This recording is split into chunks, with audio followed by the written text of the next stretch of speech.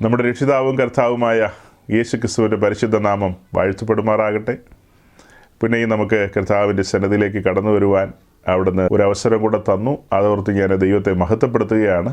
കടന്നു വന്ന നിങ്ങളെയെല്ലാം ഞാൻ ഒരിക്കൽ കൂടെ വന്ദനം ചെയ്യുന്നു. ന്യൂസിലാൻഡിലെ സഭയോർത്ത് ദൈവത്തെ സ്തുതിക്കുകയാണ്. കർത്താവിൻ്റെ വചനത്തിനും പഥ്യോപദേശത്തിനും വേണ്ടി നിൻ്റെ ദാസന്മാരെയും നിൻ്റെ ജനത്തെയും ആ ദേശത്ത് അവിടെ നിന്ന് നിർത്തിയിരിക്കുന്നതോർത്ത് ഞങ്ങൾ ഒരുമിച്ച് ദൈവത്തെ മഹത്വപ്പെടുത്തുകയാണ്.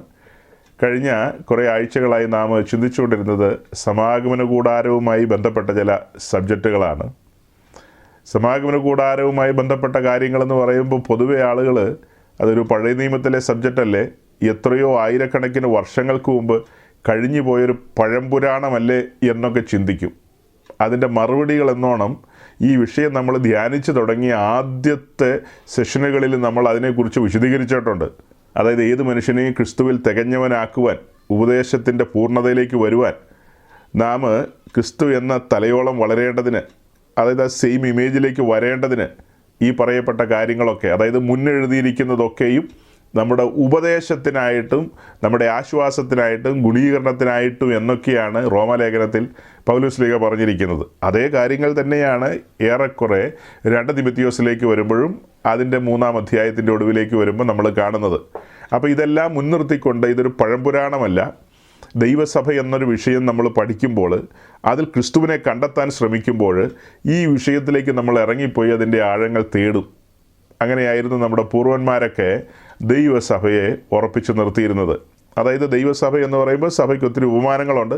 ആ ഉപമാനങ്ങളിൽ പ്രധാനപ്പെട്ടതാണ് സഭ ദൈവത്തിൻ്റെ ആലയം എന്നുള്ളത്. അതുപോലെ സഭ ക്രിസ്തുവിൻ്റെ മണവാട്ടിയാണ്, അങ്ങനെ പലതും പറയും. അപ്പോൾ ആ വിഷയത്തോടുള്ള ബന്ധത്തിൽ അതിൻ്റെ ആഴങ്ങൾ പരിശോധിക്കാനായിട്ട് നമ്മൾ കടന്നു വരുമ്പോൾ പഴയ നിയമത്തിലേക്ക് കടന്നു പോകേണ്ടി വരും. കാരണം പുതിയ നിയമത്തിൽ അതിൻ്റെ വിശദീകരണങ്ങൾ അധികവും ഇല്ല. അതുകൊണ്ട് പഴയ നിയമത്തിൽ കടന്നുപോയി ആ കാര്യങ്ങളെയൊക്കെ അന്വേഷിച്ച് പിടിച്ച് നമ്മളിങ്ങനെ മുന്നോട്ട് വരികയായിരുന്നു. കഴിഞ്ഞ ആഴ്ചകളിൽ നമ്മൾ കണ്ടത് സമാഗമന കൂടാരം നിർമ്മിക്കാൻ മോശ വഴി ഇസ്രായേൽ ജനത്തോട് ദൈവം ആഹ്വാനം ചെയ്യുകയാണ്. പരമപരിശുദ്ധനായ ദൈവം ഇസ്രായേലിൻ്റെ നടുവിൽ വസിക്കുവാനായിട്ട് ആഗ്രഹിക്കുന്നു. അതുകൊണ്ട് നിങ്ങൾ എനിക്കൊരു വിശുദ്ധ മന്ദിരം ഉണ്ടാക്കണം, തിരുനിവാസവും അതിൻ്റെ ഉപകരണങ്ങളൊക്കെയും ഞാൻ കാണിച്ചു തരുന്ന മാതൃക പ്രകാരമായിരിക്കണം. മോശ അത് അങ്ങനെ തന്നെ ഉണ്ടാക്കിയെന്ന് പിന്നീട് നമ്മൾ കണ്ടു. ഉണ്ടാക്കണമെന്ന് ആദ്യം പറഞ്ഞു, അതുപോലെ തന്നെ മോശ ഉണ്ടാക്കിയെന്ന് കണ്ടു. അതിനിടയിൽ കണ്ട ചില പദങ്ങളാണ് യഹോവ കൽപ്പിച്ചതുപോലെ തന്നെ, പർവ്വതത്തിലെ മാതൃക പ്രകാരം തന്നെ അതെല്ലാം ഭംഗിയായിട്ട് മോശ ചെയ്തു എന്നുള്ള കാര്യങ്ങൾ നമ്മൾ മനസ്സിലാക്കുകയാണ്. അങ്ങനെ ഈ വിഷയത്തിൻ്റെ പഠനത്തിനായി പുറപ്പാട് ദിവസം 25-ാം അധ്യായത്തിൻ്റെ തുടക്കം മുതൽ നമ്മൾ ശ്രദ്ധിക്കുകയായിരുന്നു. ആദ്യത്തെ പാരഗ്രാഫിൽ ഈ കൂടാരം നിർമ്മിക്കേണ്ടതിനാവശ്യമായ കാര്യങ്ങൾ ഇസ്രായേൽ ജനം സ്വമേധയാ കൊണ്ടുവരുവാൻ മനസ്സുള്ളവർ കൊണ്ടുവരട്ടെ എന്നുള്ള ഒരാഹ്വാനം അവിടെ കൊടുക്കുന്നു. അതിൻ പ്രകാരം ജനം ദൈവസന്നിധിയിലേക്ക് സ്വമേധയാ കൊണ്ടുവന്ന കാര്യങ്ങൾ എക്സസ് ആയി എന്നുള്ളതാണ് അതിന് 35-ാം അധ്യായമൊക്കെ വായിക്കുമ്പോൾ നമ്മൾ കാണുന്നത്. ജനം കൊണ്ടുവന്നത് അധികമായിട്ട് അവരോട് പിന്നെ പറയേണ്ടി വന്നു, ഇനി കൊണ്ടുവരണ്ട, മതി, ഇത് കൂടുതലായിരിക്കുന്നു എന്ന നിലയിൽ പറയേണ്ടി വന്നു. അങ്ങനെ ഈ പറഞ്ഞ കാര്യങ്ങളൊക്കെ കൊണ്ടുവന്നു. അതിനനുസരിച്ച് മോശ കൂടാരം നിർമ്മിക്കുന്നു. അപ്പോൾ ആ കൂടാരത്തിൻ്റെ നിർമ്മിതിയോടുള്ള ബന്ധത്തിൽ നമ്മളിങ്ങനെ അടുത്ത് നിന്ന് കണ്ട് അതിൻ്റെ ആത്മീയ വിഷയങ്ങൾ മനസ്സിലാക്കിയായിരുന്നു. അതായത് ഏദൻ തോട്ടത്തിൽ നിന്ന് പുറത്തു വന്ന മനുഷ്യൻ ദൈവത്തിൽ നിന്ന് അകന്നകന്നു പോയി. അങ്ങനെ അകന്നകന്ന് പോയ അവൻ്റെ തലമുറയെ വീണ്ടും ദൈവം തന്നോട് അടുപ്പിക്കുന്ന കാര്യങ്ങളാണ് നമ്മൾ ഉൽപ്പത്തി പുസ്തകത്തിൽ കാണുന്നത്. അതായത് മെസൊപ്പൊട്ടോമിയക്കാരനായ അബ്രാം എന്ന് പറയുന്ന മനുഷ്യനെ സ്വർഗത്തിലെ ദൈവം പേറ് ചൊല്ലി വിളിച്ച് അവനെ ആ ദേശത്ത് നിന്ന്, ഊരിൽ നിന്ന് പുറപ്പെടുവിക്കുകയാണ്. അങ്ങനെ കാണിപ്പാനിരിക്കുന്ന ദേശത്തേക്ക് കൊണ്ടുപോകുന്നു. അങ്ങനെ അബ്രഹാമിലൂടെ ദൈവം മനുഷ്യനുമായിട്ട് വീണ്ടും ഇടപെട്ട് തുടങ്ങുകയാണ്. അബ്രഹാമിനോട് ദൈവം സംസാരിക്കുന്നു. അബ്രഹാമിൻ്റെ മകനായ ഇസഹാക്കിൻ്റെ മകനായ യാക്കോബ്, അവരോടൊക്കെ ദൈവം ഇടപെടുന്നു, അവരോടൊക്കെ ദൈവം സംസാരിക്കുന്നു, ദൈവത്തിൻ്റെ കാര്യപരിപാടികൾ അവരുമായിട്ട് പങ്കുവെക്കുന്നു. അതെല്ലാം കഴിഞ്ഞിട്ടാണ് യാക്കോബിൻ്റെ 12 മക്കൾ എന്ന് പറയുന്ന ഇസ്രായേല്യർ, ആ ഇസ്രായേല്യരുടെ നടുവിൽ നിന്ന് ലേവ്യ കുലക്കാരനായ മോശയെ ദൈവം പേർ ചൊല്ലി വിളിക്കുകയാണ്. മോശെ എന്ന് പറഞ്ഞ് വിളിക്കുകയാണ്. അങ്ങനെ മോശയെ പ്രത്യേകമായൊരു ദൗത്യം ഭരമേൽപ്പിക്കുകയാണ്. തൻ്റെ ജനമായ ഇസ്രായേൽ ഇപ്പോൾ മിസ്രൈമിൽ അടിമത്തത്തിൽ കിടക്കുകയാണ്. ആ അടിമത്തത്തിൽ കിടക്കുന്ന അവരെ അവിടെ നിന്ന് പുറപ്പെടുവിച്ച് കൊണ്ടുവരേണ്ടതുണ്ട്. അവരുടെ പിതാവായ അബ്രഹാമിനോട് ദൈവം കൊടുത്ത വാഗ്ദത്തപ്രകാരം അത് പൂർത്തീകരിക്കേണ്ടതിന് അവരെ കനാനിൽ എത്തിക്കേണ്ടതുണ്ട്. ആ കനാനിലാണ് സ്വർഗത്തിലെ ദൈവത്തിൻ്റെ പദ്ധതികളും അതിൻ്റെ കാര്യപരിപാടികളെല്ലാം. കനാൻ എന്ന് പറയുന്ന ആ ഭൂപ്രദേശമാണ് ദൈവിക പദ്ധതിയുടെ ഇടം എന്ന് പറയുന്നത്. അവിടേക്ക് ഈ ജനം മടങ്ങി വന്നിട്ട് വേണം അവിടെ ജോസഫും മറിയയും ഒക്കെ ജനിക്കേണ്ടതും. അങ്ങനെ ജോസഫിൻ്റെയും മറിയയുടെയും ഭവനത്തിൽ ലോകരക്ഷകനായ മിശിഹ ഭൂജാതനാകേണ്ടതുണ്ട്. അതിനായിട്ട് അവർ ബത്ലഹേമിലേക്ക് കടന്നു പോകേണ്ടതും പിന്നീട് അവർ നസ്രത്തിൽ വന്ന് പാർക്കേണ്ടതും ഒടുക്കം ഗലീലയിലെ നസ്രത്തിൽ നിന്ന് യെരുശലേമിലേക്ക് കടന്നു വരേണ്ടതിനും യെരുശലേമിൽ കടന്നു വന്ന് ക്രൂശിക്കപ്പെട്ട് പിന്നത്തേതിൽ അടക്കപ്പെടുകയും ഉയർത്തെഴുന്നേൽക്കുകയൊക്കെ ചെയ്യേണ്ട ഇടമാണ് യെരുശലേം എന്ന് പറയുന്നത്. അപ്പോൾ അതുകൊണ്ട് ഇസ്രായേൽ ജനം മിസ്രൈമിൽ കിടന്നപ്പോൾ അവർ കനാനിലേക്ക് മടങ്ങി വരേണ്ടതുണ്ട്. ദൈവത്തിൻ്റെ പദ്ധതികളുടെ ഭാഗമായി ദൈവം അവരുടെ നായകനായിട്ട് മോശയെ കണ്ടെത്തി. മോശ വഴി അവരെ വിടുവിച്ച് ഇപ്പോൾ അവർ ഹോരേബിൻ്റെ അടിവാരത്ത് എത്തിയിരിക്കുകയാണ്. അങ്ങനെ ഇസ്രായേൽ ജനം ഹോരേബിൻ്റെ അടിവാരത്ത് പാർക്കുമ്പോൾ ദൈവം തൻ്റെ ദാസനായ മോശയെ പർവ്വതത്തിലേക്ക് വിളിച്ചിട്ടാണ് ഈ കാര്യങ്ങളെല്ലാം മോശയുമായി പങ്കുവെക്കുന്നത്. ഞാൻ നിങ്ങളുടെ നടുവിൽ വസിക്കുവാൻ നിങ്ങൾ എനിക്കൊരു വിശുദ്ധ മന്ദിരം ഉണ്ടാക്കണം. അങ്ങനെ നമ്മൾ സൂക്ഷിച്ച് അതിലേക്ക് നോക്കുമ്പോഴാണ് മനസ്സിലാകുന്നത് ആ കൂടാരത്തിന് 3 ഭാഗങ്ങളാണ്. പ്രാകാരം, വിശുദ്ധ സ്ഥലം, അതിവിശുദ്ധ സ്ഥലം എന്നുള്ള നിലയിൽ 3 ഭാഗങ്ങളെ കാണുന്നു. വാതിൽ തുറന്ന് കയറി വരുമ്പോൾ തന്നെ ഒരു യാഗപീഠം കാണുകയാണ്. ആ യാഗപീഠവുമായി ബന്ധപ്പെട്ട പിക്ചറുകളൊക്കെ പലപ്പോഴും നമ്മൾ കാണിച്ചിട്ടുണ്ട്.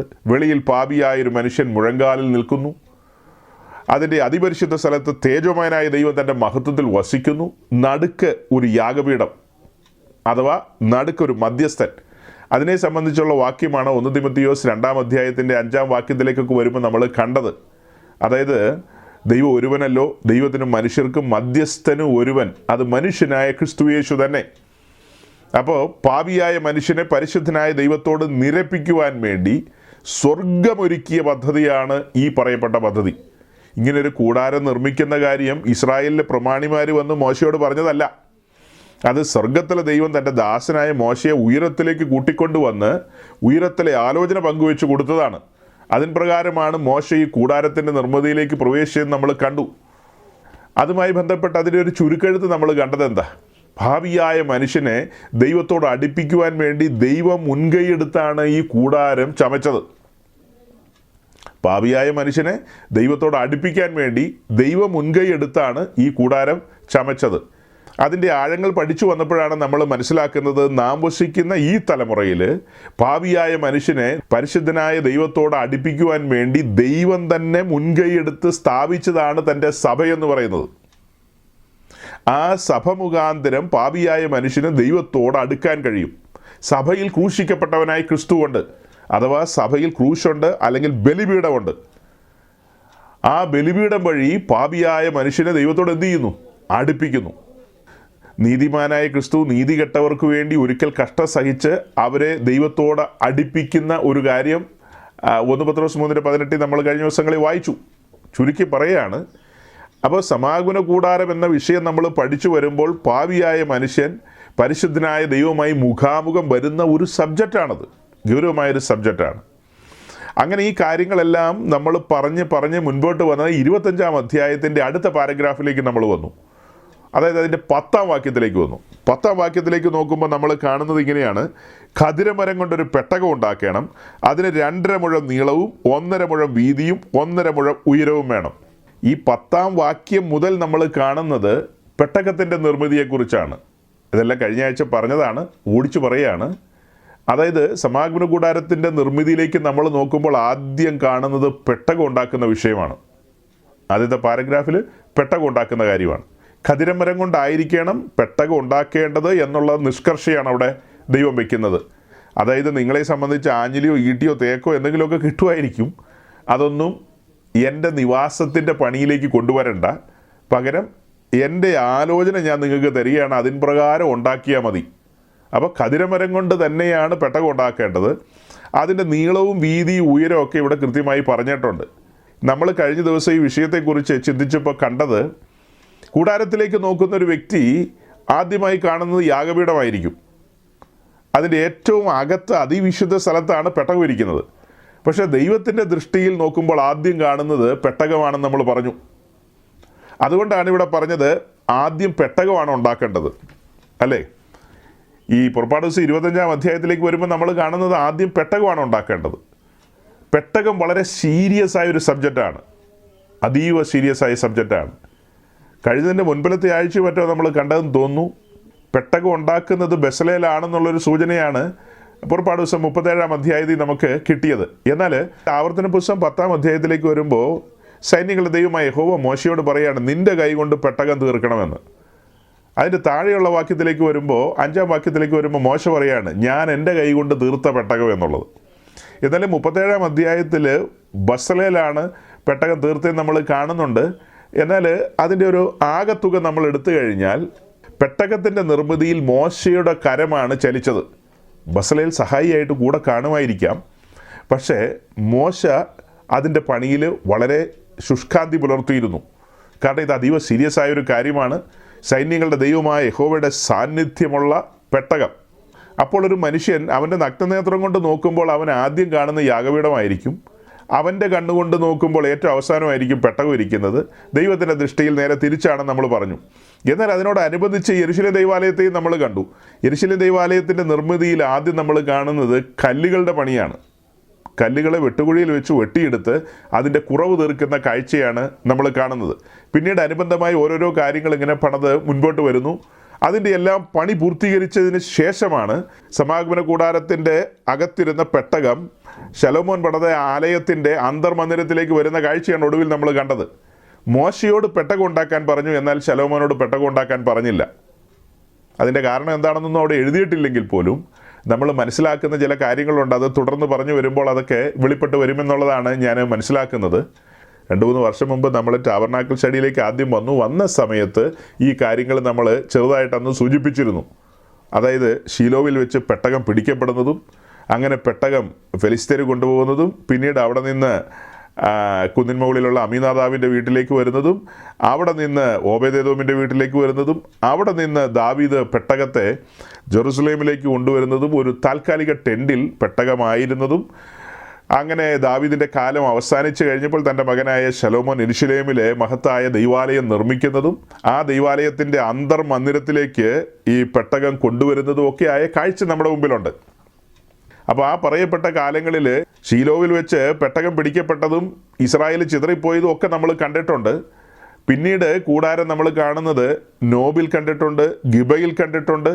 അങ്ങനെ പലയിടത്തും കൂടാരം മാറ്റിയടിക്കുന്ന കാഴ്ച നമ്മുടെ മുമ്പിലുണ്ട്. അതായത് ശലോമോൻ രാജ്യത്വം ഏറ്റെടുക്കുന്ന സമയത്ത് കൂടാരം ഇരിക്കുന്നത് ഗിബയിലാണ്.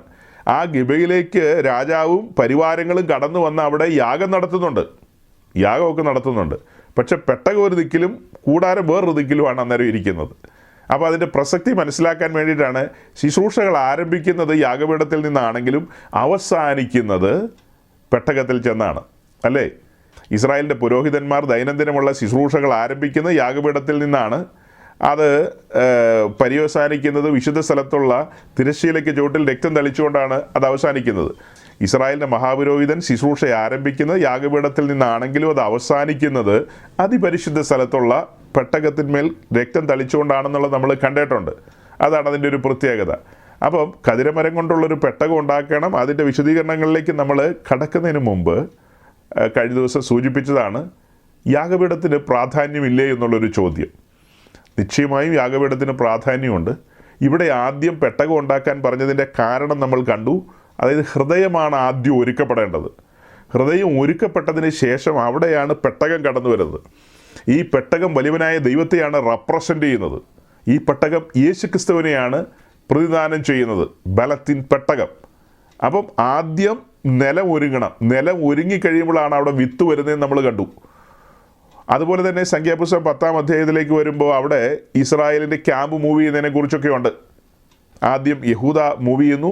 അവരോട് ചേർന്നുള്ള 2 ഗോത്രങ്ങളുണ്ട്, അവരും അതിനൊപ്പം തന്നെ മുന്നോട്ട് പോകുന്നു. തൊട്ട് പുറകിൽ ലേവ്യരാണ് മൂവ് ചെയ്തത്. ലേവ്യർ മൂവ് ചെയ്യുന്നു എന്ന് പറയുമ്പോൾ അവിടെ ഗർശോന്യരുണ്ട്, കഹാത്യരുണ്ട്, മെരാര്യരുണ്ട്. ഈ ഗ്രൂപ്പുകളാണ് തൊട്ട് പുറകെ പോകുന്നത്. ആ തൊട്ട് പുറകെ പോകുന്നതിൽ പെട്ടകമുണ്ട്. അഴിച്ചെടുത്ത കൂടാരവും പെട്ടകവുമായിട്ടാണ് ലേവ്യർ ഈ പറയപ്പെട്ട ഗോത്രങ്ങളുടെ പുറകിൽ മാർച്ച് ചെയ്ത് മുൻപോട്ട് പോകുന്നത്. പെട്ടകം എവിടെ നിൽക്കുന്നോ അവിടെയാണ് കൂടാരം അടിക്കേണ്ടത്. അതെല്ലാം നമ്മൾ കണ്ട കാര്യമാണ്. അപ്പോൾ പെട്ടകത്തിനുള്ള സ്പേസ് ഒരുക്കണം, അതിനുള്ള ഇടം ഒരുക്കണം. അങ്ങനെ ഒരുക്കിയ സ്ഥലത്താണ് പെട്ടകം വയ്ക്കുന്നത്. പെട്ടകം വെച്ചതിന് ശേഷമാണ് അതിൻ്റെ ചുറ്റും ബാക്കി കാര്യങ്ങളൊക്കെ അസംബിൾ ചെയ്യുന്നത്.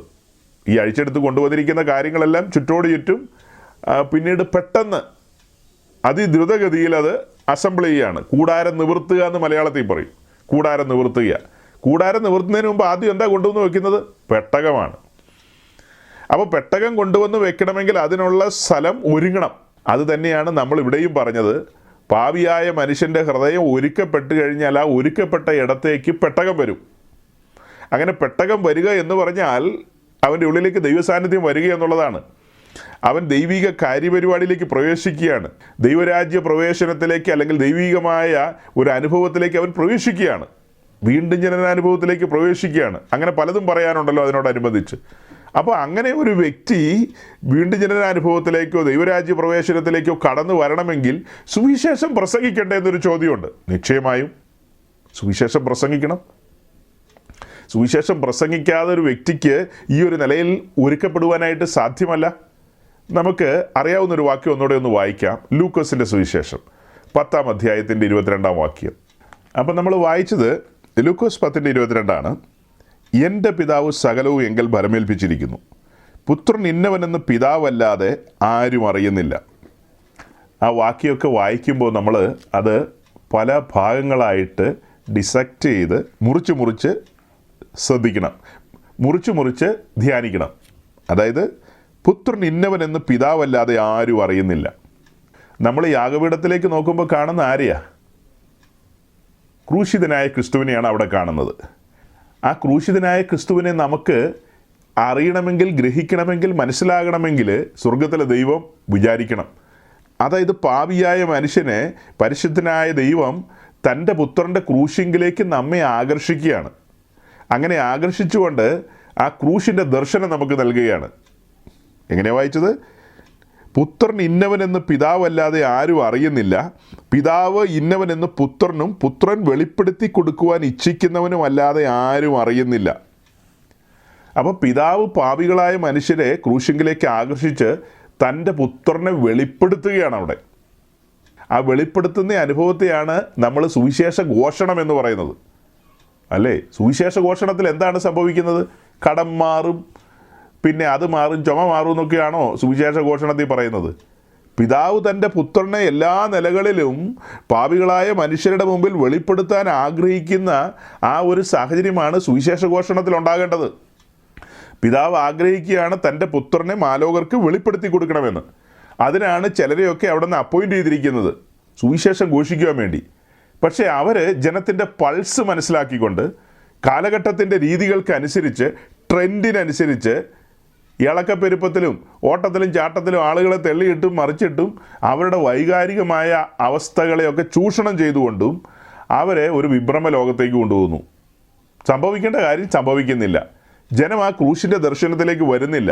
പുത്രൻ ആരെന്ന് അവരറിയുന്നില്ലെന്നേ. പുത്രനെ അറിയണമല്ലോ, പുത്രനെ അറിയണ്ടേ? പുത്രനെ വെളിപ്പെടുത്തി കൊടുക്കാനാണ് പിതാവ് ഇച്ഛിക്കുന്നത്. ഈ യാഗപീഠം പ്രാകാരത്തിൽ കൊണ്ടുവന്ന് വെച്ചതാരാ? സ്വർഗത്തിലെ ദൈവം തന്നെയാണ്. അതായത് മഹത്വത്തിൽ വസിച്ചവൻ വേഷാൽ മനുഷ്യനായി ഈ താണഭൂമിയിലേക്ക് വന്നു എന്നുള്ളൊരു കാര്യം തുടർന്ന് പറഞ്ഞു വരുമ്പോൾ അത് വരും. അപ്പം അങ്ങനെ ഒരു കാര്യത്തിന് മുൻകൈയെടുത്തത് വലിയവനായ ദൈവമാണ്.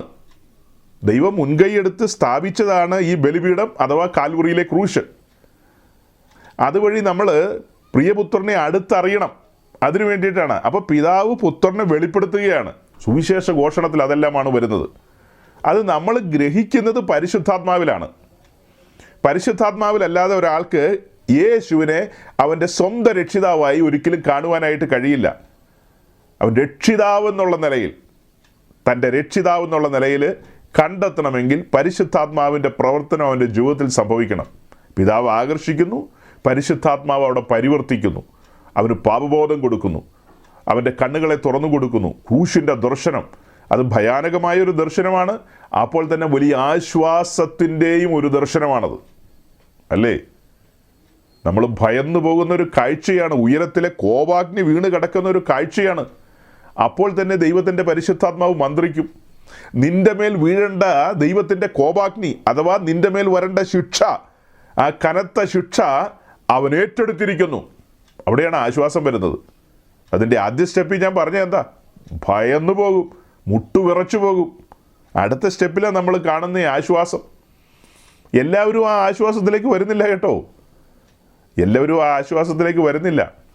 ചിലർ ആ കാഴ്ച കാണുമ്പോൾ കൊഞ്ഞനം കുത്തിയിട്ട് പോകും. പേര് അവറാച്ചനോ ചാക്കോച്ചനോ മത്തായി എന്നൊക്കെ ആയിരിക്കാം. പക്ഷെ അവരവിടെ നിന്ന് എന്തായിരിക്കും പറയുന്നതെന്ന് അറിയാവോ? ഹാ, നീ ദൈവപുത്രനെങ്കിൽ ഇറങ്ങി വാ, നീ എന്താ നിന്നെ തന്നെ രക്ഷിക്കാത്തതെന്നായിരിക്കും ചില പുള്ളികൾ പറയുന്നത്.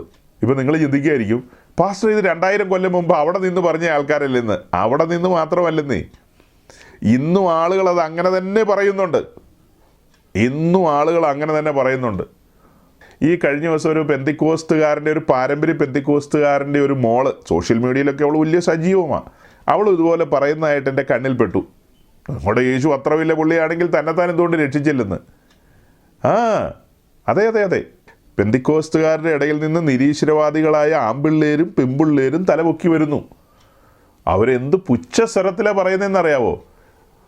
അവർ സർവജ്ഞപീഠം കയറിയ ആൾക്കാരാണ്, തങ്ങൾക്ക് തന്നെ ജ്ഞാനികളെന്ന് അവർക്ക് തോന്നുകയാണ്. എന്നിട്ട് അവർ പറയാണ് എല്ലാം മണ്ടന്മാരാണ്, എല്ലാം മൊണ്ണകളാണ്, എല്ലാം ഈ പാസ്റ്റർമാരുടെ അടിമകളാണ്. ഒയ്യൊയ്യോ, എല്ലാവരും അടിമത്തത്തിൽ കിടക്കുകയാണ്. പാസ്റ്റർമാർ അവരെ അങ്ങോട്ട് തള്ളിയിടുന്നു, പാസ്റ്റർമാർ ഇങ്ങോട്ട് തള്ളിയിടുന്നു, പാസ്റ്റർമാർ അവരെ ഇട്ട് ഇങ്ങനെ വട്ടം കറക്കുന്നു, ചിലരെ അങ്ങനെ ചെയ്യുന്നു ഇങ്ങനെ ചെയ്യുന്നു എന്നൊക്കെയാണ് പറയുന്നത്. നിങ്ങളൊക്കെ ദൈവമക്കളല്ലേ? നിങ്ങളെ എത്ര പാസ്റ്റർമാരായിട്ട് കറക്കുന്നുണ്ട്? ഏതെങ്കിലും പാസ്റ്റർമാരുടെ നിയന്ത്രണത്തിലാണോ നിങ്ങളാരെങ്കിലും? എനിക്ക് മനസ്സിലാകാത്തതുകൊണ്ട് ചോദിക്കുക. ഇങ്ങനെയുള്ള കാര്യങ്ങളൊക്കെ പലരും നമ്മുടെ പല സഹോദരങ്ങളോടൊക്കെ പറയാറുണ്ട്. അപ്പോൾ അവർ ചില കാര്യങ്ങളൊക്കെ ഇങ്ങനെ പറയുമ്പോൾ മറുതലക്കിലുള്ള ആൾക്കാർ പറയുന്നതാണ്. ഈ കഴിഞ്ഞ ദിവസം ഒരു സഹോദരനോട് പറഞ്ഞു, ബാംഗ്ലൂരുകാരൻ സജിത് പാസ്റ്ററിൻ്റെ ഫാൻസി പെട്ടതാണോ എന്ന്. അതെന്നാ വർത്തമാനമാണ്? സജിത് പാസ്റ്ററിന് അങ്ങനെ ഫാൻസ് അസോസിയേഷനൊന്നും ഇല്ലല്ലോ.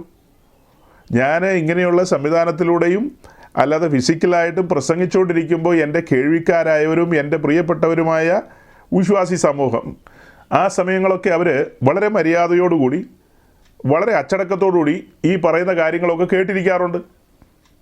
അവിടെ വേറെ ഇടങ്കോലൊന്നും ഇടാറില്ല. ഒരു മാന്യതയുണ്ടല്ലോ, ആ മാന്യത കൊണ്ടെല്ലാം കേട്ടിരിക്കും. അത് ഏറ്റെടുക്കേണ്ടത് ഏറ്റെടുക്കും, അനുസരിക്കേണ്ടത് അനുസരിക്കും. ഇതെല്ലാം കഴിഞ്ഞിട്ട് നമ്മുടെ പല പ്രിയപ്പെട്ടവരുമായിട്ട് നമ്മൾ ആശയ സംഘടനകളിൽ ഏർപ്പെടാറുണ്ട്. ഈ മെസ്സേജ് പറഞ്ഞുകൊണ്ടിരിക്കുമ്പോൾ എല്ലാവരും അത് കേൾക്കുന്നു, ശ്രദ്ധാപൂർവം ദൈവസാന്നിധ്യ ബോധത്തിൽ തന്നെയാണ് ഇരിക്കുന്നത്. അത് കഴിഞ്ഞിട്ട് ചില കാര്യങ്ങൾ അവരവരുടെ ഒപ്പീനിയനുകൾ കൊണ്ടുവരാറുണ്ട്. അതിൽ ചില കാര്യങ്ങളോട് ഞാൻ യോജിക്കാറുണ്ട്, ചിലതിനോട് വിയോജിക്കാറുണ്ട്, ചിലതിനോട് കർക്കശ്യമായിട്ട് ഇടപെടാറുണ്ട്. അതാ പറഞ്ഞത്, ആശയ സംഘടനകൾ നടക്കാറുണ്ടെന്നേ. അത് തികഞ്ഞ ദൈവസ്നേഹത്തിലാണ് കേട്ടോ. നിങ്ങൾ ഉദ്ദേശിക്കുന്ന പോലത്തെ ഇടികൂടലല്ല, അല്ലാത്ത ഇടികൂടലുണ്ട്.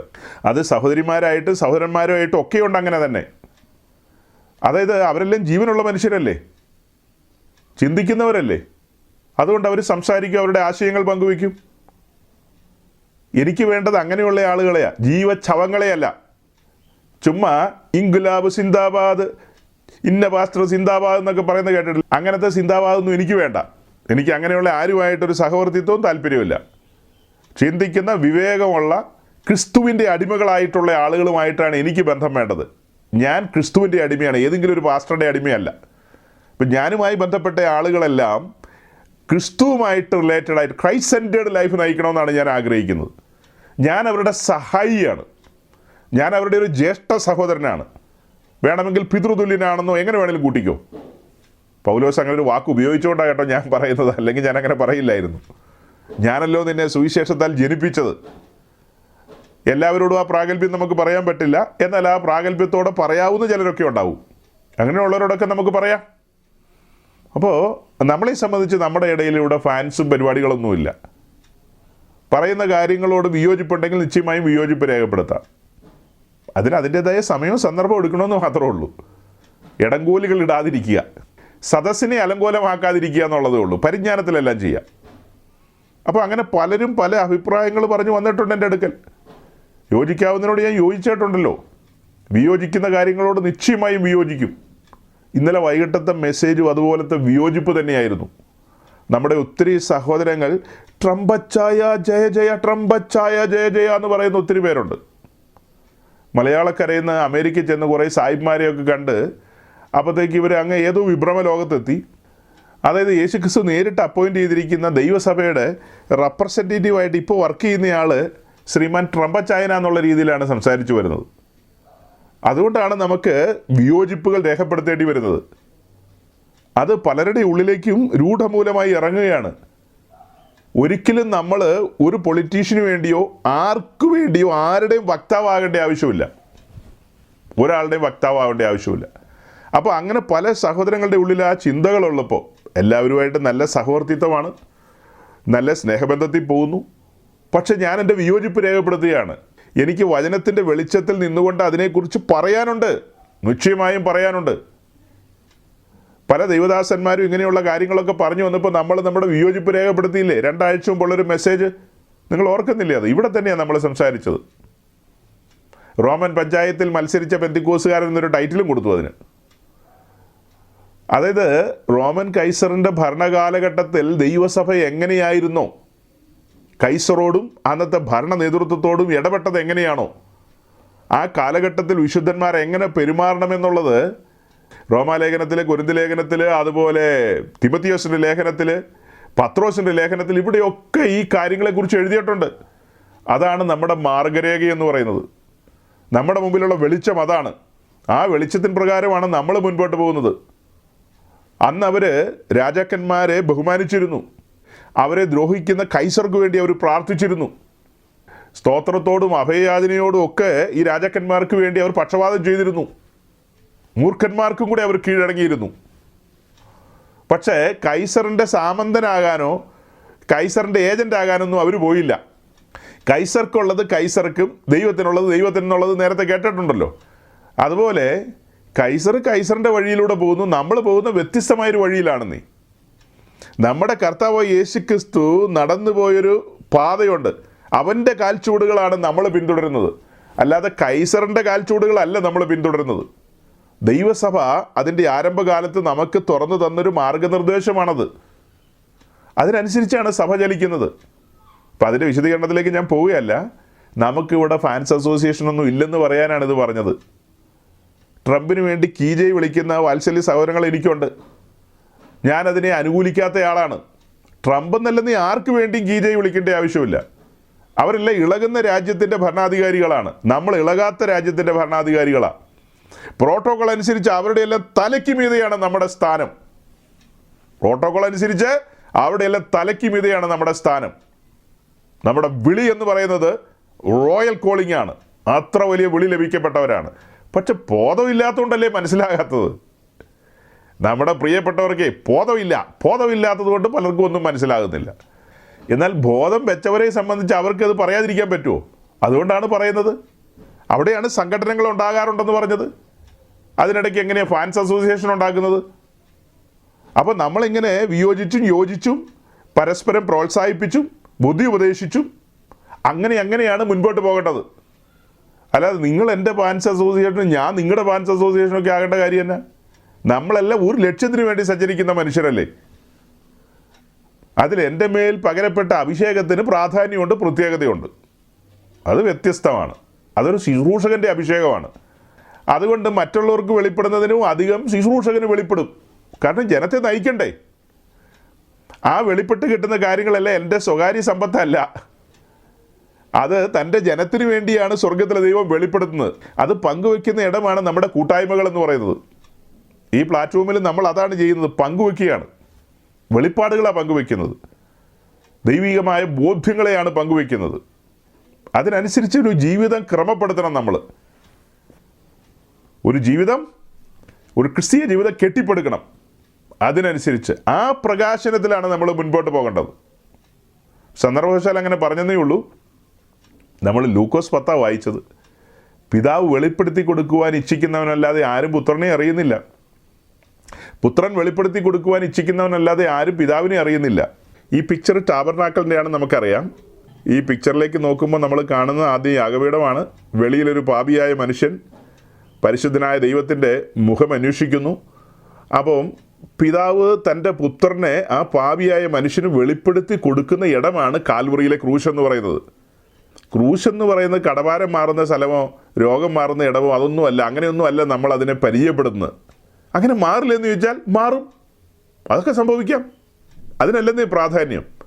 പിതാവ് തൻ്റെ പുത്രനെ വെളിപ്പെടുത്തുവാൻ ആഗ്രഹിക്കുന്ന ഇടമാണത്. അപ്പോൾ പിതാവ് പുത്രനെ അവിടെ വെളിപ്പെടുത്തുന്നു. അതാണ് സുവിശേഷ ഘോഷണം എന്ന് പറയുന്നത്. സുവിശേഷം അതിൻ്റെ നിലയിൽ ആഴത്തിൽ അവിടെ വെളിപ്പെടുകയാണ്. അങ്ങനെ ആഴത്തിൽ വെളിപ്പെടുമ്പോൾ ആ പാപിയായവന് പാപബോധം വന്ന് അവൻ സറണ്ടർ ചെയ്യുന്നു, മുഴങ്കാൽ മടക്കുന്നു, ദൈവസന്നിധിയിൽ ഏൽപ്പിച്ചു കൊടുക്കുന്നു. അങ്ങനെ അവനൊരു ദൈവ പൈതലായി ദൈവരാജ്യത്തിലേക്ക് പ്രവേശിക്കുകയാണ്, അല്ലെങ്കിൽ ദൈവ കുടുംബത്തിലെ അംഗമാകുകയാണ്. അടുത്തപടി നമ്മൾ വായിക്കുന്നത്, പിതാവ് ഇന്നവനെന്ന് പുത്രനും പുത്രൻ വെളിപ്പെടുത്തി കൊടുക്കുവാൻ ഇച്ഛിക്കുന്നവനും അല്ലാതെ ആരും അറിയുന്നില്ല. പിതാവ് ആരെന്നറിയുന്നത് പുത്രനാണ്. പുത്രൻ വെളിപ്പെടുത്തി കൊടുക്കുവാൻ ഇച്ഛിക്കുന്നവനല്ലാതെ ആരും പിതാവിനെ അറിയുന്നില്ല. അതായത് ഈ പിക്ചറിലേക്ക് നോക്കുമ്പോൾ നമ്മൾ മനസ്സിലാകുന്നത്, സുവിശേഷം കേട്ട് ഒരുവൻ സറണ്ടർ ചെയ്യപ്പെട്ട് വന്ന ആ ഒരു കാര്യമാണല്ലോ പറഞ്ഞത്. അങ്ങനെ അവനൊരു ദൈവവൈതലായി തീരുകയാണ്. അത് ക്രിസ്തു എന്ന രക്ഷിതാവിനെ അവൻ കണ്ടെത്തുന്നു. അവൻ്റെ ക്രിസ്തീയ ജീവിതം ആരംഭിക്കുന്നു. ഒരു ശൈശവാവസ്ഥയാണ്. അതായത് വലുവനായ ദൈവത്തെക്കുറിച്ച് ആഴത്തിൽ അറിയുവാനുള്ളൊരു വാഞ്ച അവൻ്റെ ഉള്ളിലുണ്ടാകും.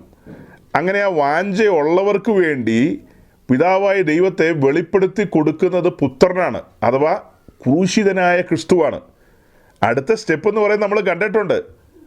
അങ്ങനെ കടന്നു വന്ന വ്യക്തി അവൻ തന്നെത്താൻ സമർപ്പിക്കുകയാണ്, ഏൽപ്പിച്ചു കൊടുക്കുകയാണ് ബലിപീഠത്തിലേക്ക്. സമർപ്പിത ജീവിതം അവിടെ ആരംഭിക്കുകയാണ്. അങ്ങനെ സമർപ്പിത ജീവിതത്തിലേക്ക് വരുന്ന അവന് പുത്രൻ വെളിപ്പെടുത്തി കൊടുക്കുകയാണ് പിതാവ് ആരെന്ന്. മനസ്സിലായോ എന്തോ? ദൈവമേ, ഒന്നുകൂടെ പറയാം. പാപിയായ മനുഷ്യൻ സുവിശേഷം കേട്ട് സറണ്ടർ ചെയ്യപ്പെട്ട് വന്ന കാര്യമാണല്ലോ പറഞ്ഞത്. അവൻ ബലിപീഠത്തിലേക്ക് തന്നെത്താൻ ഏൽപ്പിച്ചു കൊടുക്കുകയാണ്. ബലിപീഠത്തിലെ കാഴ്ച മുന്നമേ കണ്ടിട്ടുള്ളതുകൊണ്ടാണ് ഞാൻ വീണ്ടും വീണ്ടും വിസ്തരിക്കാത്തത്. സുവിശേഷം കേട്ടുകൊണ്ടിരുന്നപ്പോൾ അവൻ കണ്ടതെന്താ? തൻ്റെ ഏകജാതനായ പുത്രനെ പിതാവ് കൈവിട്ട ഇടമാണത്. ഏകജാതനായ പുത്രനെയാണ് കാണുന്നത്. മുഴുവൻ മാനവലോകത്തിനും വേണ്ടി പീഡനത്താലും ശിക്ഷാവിധിയാലും എടുക്കപ്പെട്ട പ്രിയപുത്രനെയാണ് അവിടെ കാണുന്നത്. അങ്ങനെ ആ കാര്യം ഗ്രഹിച്ച് ദൈവസന്നിധിയിൽ സറണ്ടർ ചെയ്യപ്പെട്ട വ്യക്തിയോടുള്ള ബന്ധത്തിൽ അവൻ്റെ കണ്ണ് തുറന്നു വരികയാണ്, കൂടുതൽ പ്രകാശിക്കുകയാണ്. അങ്ങനെ പ്രകാശിക്കുമ്പോൾ അടുത്ത സ്റ്റെപ്പിൽ അവൻ കാണുന്ന കാഴ്ച എന്താ? ഏകജാതനായ പുത്രനെയല്ല, ദൈവകുടുംബത്തിലെ ആദ്യജാതനെയാണ്, സമർപ്പിതനായ ആദ്യജാതനെയാണ്, പിതാവിൻ്റെ ഇഷ്ടം മാത്രം ചെയ്യുന്ന ആദ്യജാതനെയാണ് അവിടെ കാണുന്നത്. അങ്ങനെ ആദ്യജാതനെ കാണുന്ന അവൻ്റെ ഉള്ളിൽ പരിശുദ്ധാത്മാവ് മന്ത്രിക്കുകയാണ്. ഇതുപോലെ അനേകം പുത്രന്മാരെ വാർത്തെടുക്കേണ്ടതുണ്ട്. ദൈവകുടുംബത്തിലെ ഒരു പുത്രനായി തീരുവാൻ നിനക്ക് ആഗ്രഹമുണ്ടെങ്കിൽ നീയും സമർപ്പിക്കുക. ശിഷ്യത്വത്തിൻ്റെ പാതയിലേക്ക് വരണമെന്ന്. ശിഷ്യത്വത്തിൻ്റെ പാതയിൽ ആദ്യം എന്താണ് ചെയ്യുന്നത്? ആ സമർപ്പണാനുഭവത്തിലേക്ക് വരണം. ബലിപീഠത്തിലേക്ക് നമ്മളെ ഏൽപ്പിച്ചു കൊടുക്കണം. ദൈവകുടുംബത്തിലെ ആദ്യജാതൻ മാതൃകയായിട്ട്, റോൾ മോഡലായിട്ട് അവിടെയുണ്ട്. അങ്ങനെ നാമും ദൈവീക കാര്യപരിപാടിയിലേക്ക് ഏൽപ്പിച്ചു കൊടുത്തു കഴിയുമ്പോൾ പുത്രൻ സൽഗുണപൂർണനായ പിതാവിനെ വെളിപ്പെടുത്തി തരും. മത്തായിയുടെ സുവിശേഷം 5-ാം അധ്യായത്തിലെ വാക്യമാണ് ഞാൻ പറഞ്ഞത്. നമ്മെ വിളിച്ചിരിക്കുന്നത് സൽഗുണപൂർണരാകുവാനാണ്. നമ്മുടെ സ്വർഗീയ പിതാവ് സൽഗുണപൂർണരാകൊണ്ട് നാമും ആ സൽഗുണപൂർണതയിലേക്ക് വരേണ്ടതുണ്ട്. അങ്ങനെ ആ സൽഗുണപൂർണതയിലേക്ക് നമ്മൾ വരണമെങ്കിൽ പിതാവിനെ അതിൻ്റെ നിലയിൽ വെളിപ്പെട്ട് കിട്ടണം.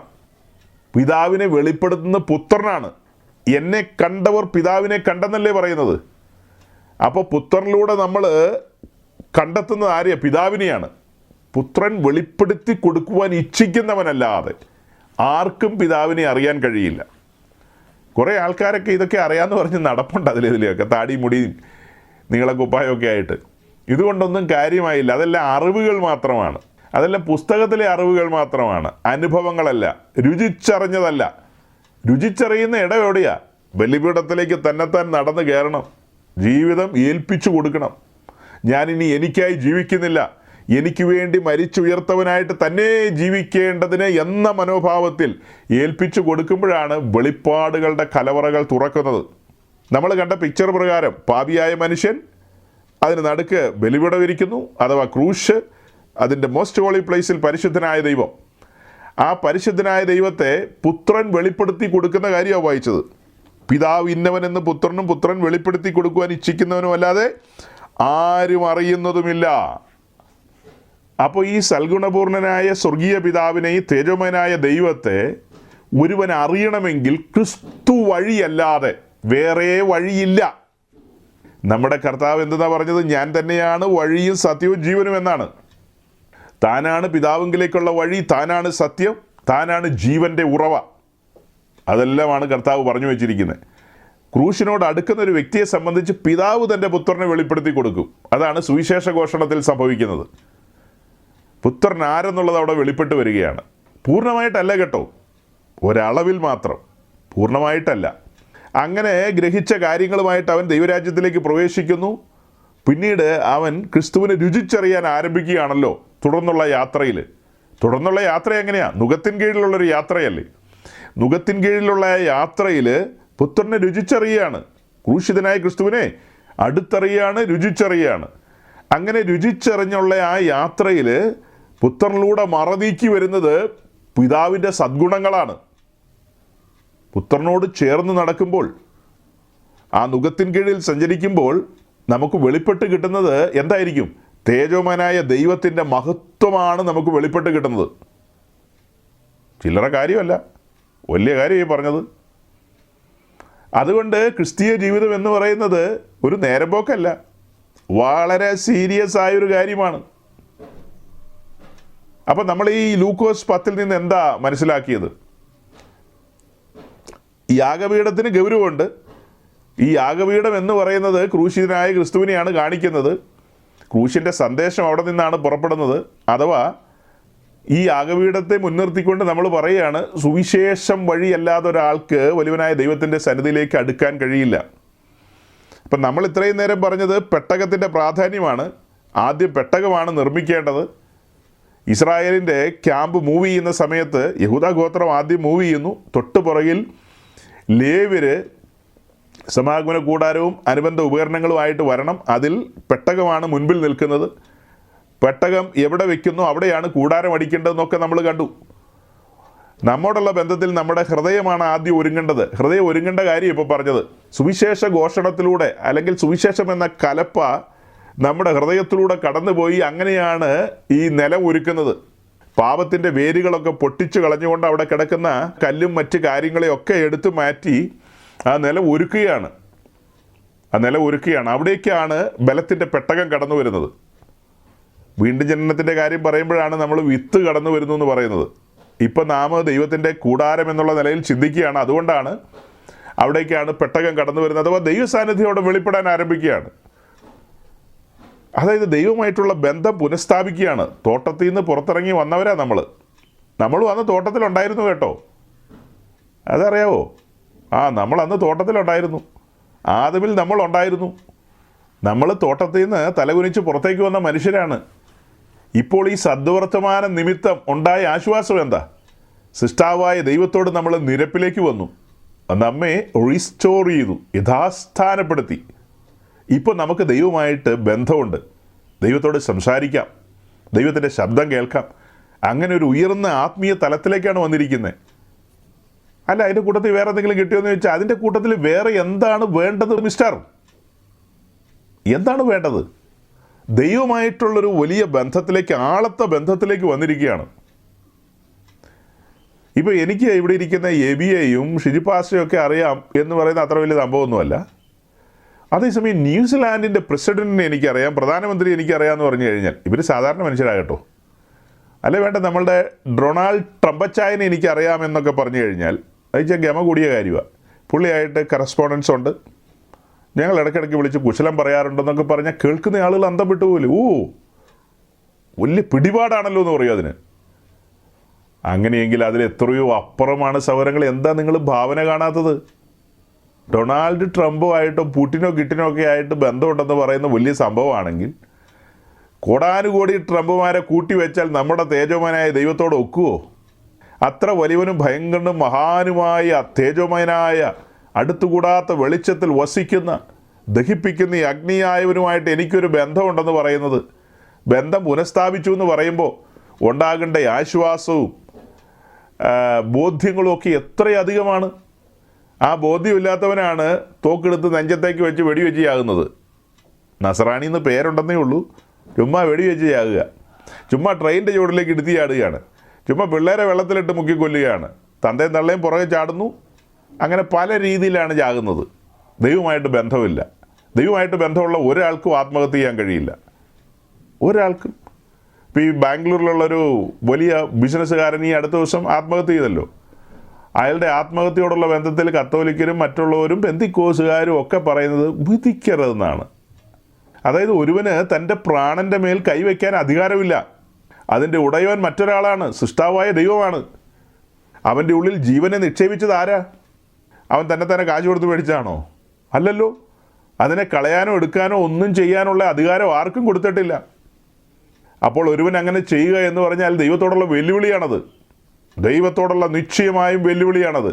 ചെറിയ പാപമല്ല, അത് വലിയ പാപമാണ്. അങ്ങനെയുള്ള ഒറ്റ ഒരാളെയും നിത്യതയുടെ പടിക്കെട്ടി പോലും കാണാൻ കഴിയില്ല. വിധിക്കരുതെന്നോ? അത് പറയാം, നീ ആരാ? നിശ്ചയമായും വിധിക്കാനുള്ള അധികാരമുണ്ട്. ആ അധികാരത്തിലാണ് വിധിക്കുന്നത്. ഇവിടെ എഴുതപ്പെട്ട പ്രമാണമുണ്ട്. ആ പ്രമാണത്തിന് വിരുദ്ധമായിട്ട് ഒരുവൻ ചെയ്തു കഴിഞ്ഞാൽ വിധിക്കരുതെന്ന് പറയാൻ പറ്റുമോ? ഒരുവൻ വിഗ്രഹാരാധനയിൽ ഏർപ്പെട്ടിരിക്കുകയാണ്. നമ്മൾ പറയാണ്, ബ്രദർ വിഗ്രഹാരാധന പാപമാണ്. ഉടനെ അവൻ തിരിഞ്ഞു നിന്നിട്ട് പറയാം, വിധിക്കരുത്. തരക്കേടില്ലല്ലോ. ഒരുത്തൻ വ്യഭിചാരത്തിൽ ഏർപ്പെടുകയാണ്. അപ്പോൾ നമ്മൾ പറയാണ്, അത് സ്വർഗത്തിലെ ദൈവത്തിന് വെറുപ്പുള്ള പാപമാണെന്ന് പറയുമ്പോൾ നിങ്ങൾ ആരാ വിധിക്കാൻ എന്ന് ചോദിച്ചാൽ അങ്ങനെ ആരും ചോദിക്കില്ലായിരിക്കും അല്ലേ? അങ്ങനെ ആരും ചോദിക്കില്ലെന്ന് എനിക്ക് തോന്നുന്നത്. അങ്ങനത്തെ മനോഭാവമുള്ള ആൾക്കാർ അവർ തിരിച്ചറിയാൻ വേണ്ടിയിട്ടാണ് ഇങ്ങനെ പറഞ്ഞത്. സൂയിസൈഡ് ചെയ്തു കഴിഞ്ഞാൽ, ആത്മഹത്യ ചെയ്തു കഴിഞ്ഞാൽ പിന്നെ അവനെ കാത്തിരിക്കുന്ന സ്ഥലം, അവന് എത്ര വലിയ കൊമ്പത്തെ ആരും ആയിക്കൊള്ളട്ടെ, അവൻ ചെന്നെത്തുന്നത് തീപ്പൊയ്കയിലായിരിക്കും. തൽക്ഷണം തന്നെ ബോർഡിംഗ് പാസ് കിട്ടുകയാണ്. പിന്നെ അങ്ങ് പോയാൽ മതി. അമാന്തമൊന്നുമില്ല, പിന്നെ ശുദ്ധീകരണ സ്ഥലമൊന്നുമില്ല. 40 അടിയന്തരം നടത്തി കഴിഞ്ഞിട്ട് തിരിച്ചു കൊണ്ടുവരാനൊന്നുള്ള വകുപ്പില്ല, അതിനുള്ള വഴികളില്ലെന്നേ. ഓക്കെ, എന്തുവാകട്ടെ. പറഞ്ഞു വന്നത് വളരെ സീരിയസ് ആയ ഒരു ലൈഫിലേക്കാണ് നമ്മൾ വന്നിരിക്കുന്നത്. പെട്ടകത്തെക്കുറിച്ച് നമ്മൾ ചിന്തിച്ചു തുടങ്ങിയത്. ഈ പെട്ടകം എന്ന് പറയുന്നത് ഒരു ഉഡൻ ബോക്സാണ്, നമുക്കറിയാം. പൊള്ളയായ ഒരു ഉഡൻ ബോക്സാണ്. നമ്മുടെ കത്തോലിക്ക സഹോദരങ്ങളെ സംബന്ധിച്ച് അവർ വിഗ്രഹാരാധനയെ ന്യായീകരിക്കാൻ കൊണ്ടുവരുന്ന കാര്യങ്ങളാണ് സമാഗമന കൂടാരത്തിലുള്ള കെരൂബിനെയും പെട്ടകത്തെയും മറ്റ് കാര്യങ്ങളെയൊക്കെ വിഗ്രഹാരാധനയെ ന്യായീകരിക്കാൻ കൊണ്ടുവരുന്ന കാര്യങ്ങളാണ്. ഈ പെട്ടകം ആരെയെ റെപ്രസെൻ്റ് ചെയ്യുന്നു എന്ന് പറഞ്ഞത്? വിശുദ്ധ മറിയയാണോ? അതോ കത്തോലിക്കരുടെ മറിയയാണോ? ഈ പെട്ടകത്തെ സംബന്ധിച്ച് ബൈബിൾ പഠിപ്പിക്കുന്ന യേശുക്രിസ്തുവിൻ്റെ അമ്മയായ മറിയയല്ല ഈ പെട്ടകം റെപ്രസെൻ്റ് ചെയ്യുന്നത്. പിന്നെ നമ്മുടെ കത്തോലിക്ക സഹോദരങ്ങൾ പറയുന്ന അവരുടെ അമ്മയായ മറിയ, അവർക്കും ഒരു അമ്മയുണ്ട്, അവർക്കും ഒരു മറിയുണ്ട്. ബൈബിളിലെ മറിയ അല്ലാതെ വെളിയിലുള്ളൊരു മറിയാണ്. അപ്പോൾ ഈ മറിയൊന്നും അല്ല ഇത് റെപ്രസെൻ്റ് ചെയ്യുന്നത്. ഈ പെട്ടകം റെപ്രസെൻ്റ് ചെയ്യുന്ന തേജോമാനായ ദൈവത്തെയാണ്. അതിൻ്റെ കൂടുതൽ ആഴങ്ങളിലേക്ക് നമ്മൾ പോകും. ഈ പെട്ടകത്തിൻ്റെ പഠനം എന്ന് പറയുന്നത് വളരെ ഗൗരവമാണ്. പുറപ്പാട് 25:10 നമ്മൾ വായിച്ചത്, ഖദിരമരം കൊണ്ടൊരു പെട്ടകം ഉണ്ടാക്കണം. അതിന് 2.5 മുഴം നീളവും 1.5 മുഴം വീതിയും 1.5 മുഴം ഉയരവുമായിരിക്കണം. അപ്പോൾ പെട്ടകം നിർമ്മിക്കേണ്ടത് ഖദിരമരം കൊണ്ടാണ്.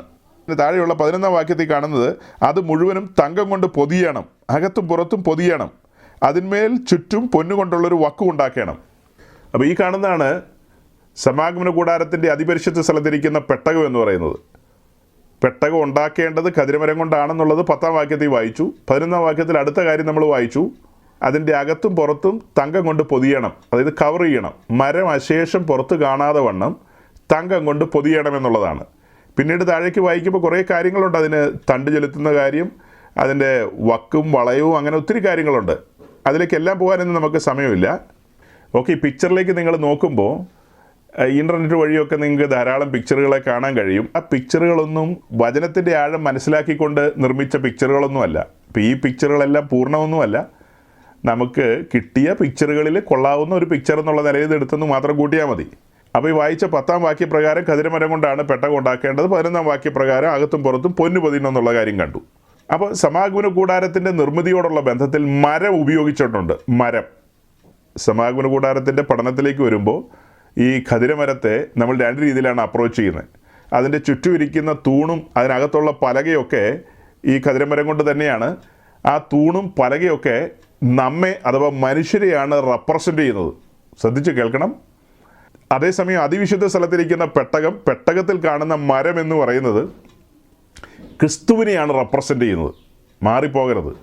ഇത് രണ്ടും 2 രീതിയിൽ പഠിച്ചോണം. ചുറ്റും ഇരിക്കുന്ന തൂണാകട്ടെ പലകയാകട്ടെ അതിലെല്ലാം നമ്മെയാണ് കാണുന്നത്, സഭയാണ് കാണുന്നത്. അതേസമയം അതിവിശുദ്ധ സ്ഥലത്തിരിക്കുന്ന പെട്ടകത്തിലുള്ള മരം എന്ന് പറയുന്നത് ക്രിസ്തുവിനെയാണ് റെപ്രസെൻ്റ് ചെയ്യുന്നത്. അപ്പോൾ ഈ ഖദിരമരം ഉണ്ടാകുന്നത് മരുഭൂമിയിലാണെന്ന് നമുക്കറിയാം. സീനായി പെനിൻസുലയിലും പിന്നീട് അവർ ചെങ്കടൽ കടന്ന് മുൻപോട്ട് കയറി വന്ന ആ സ്ഥലങ്ങൾ, അതാണ് മിദ്യാൻ്റെ പ്രദേശങ്ങളാണ് അതെല്ലാം. അവിടെയുള്ള ആ മരുഭൂമിയുടെ അനുഭവത്തിലൊക്കെ ധാരാളം ഖദിരമരങ്ങൾ വളരുന്നുണ്ട്.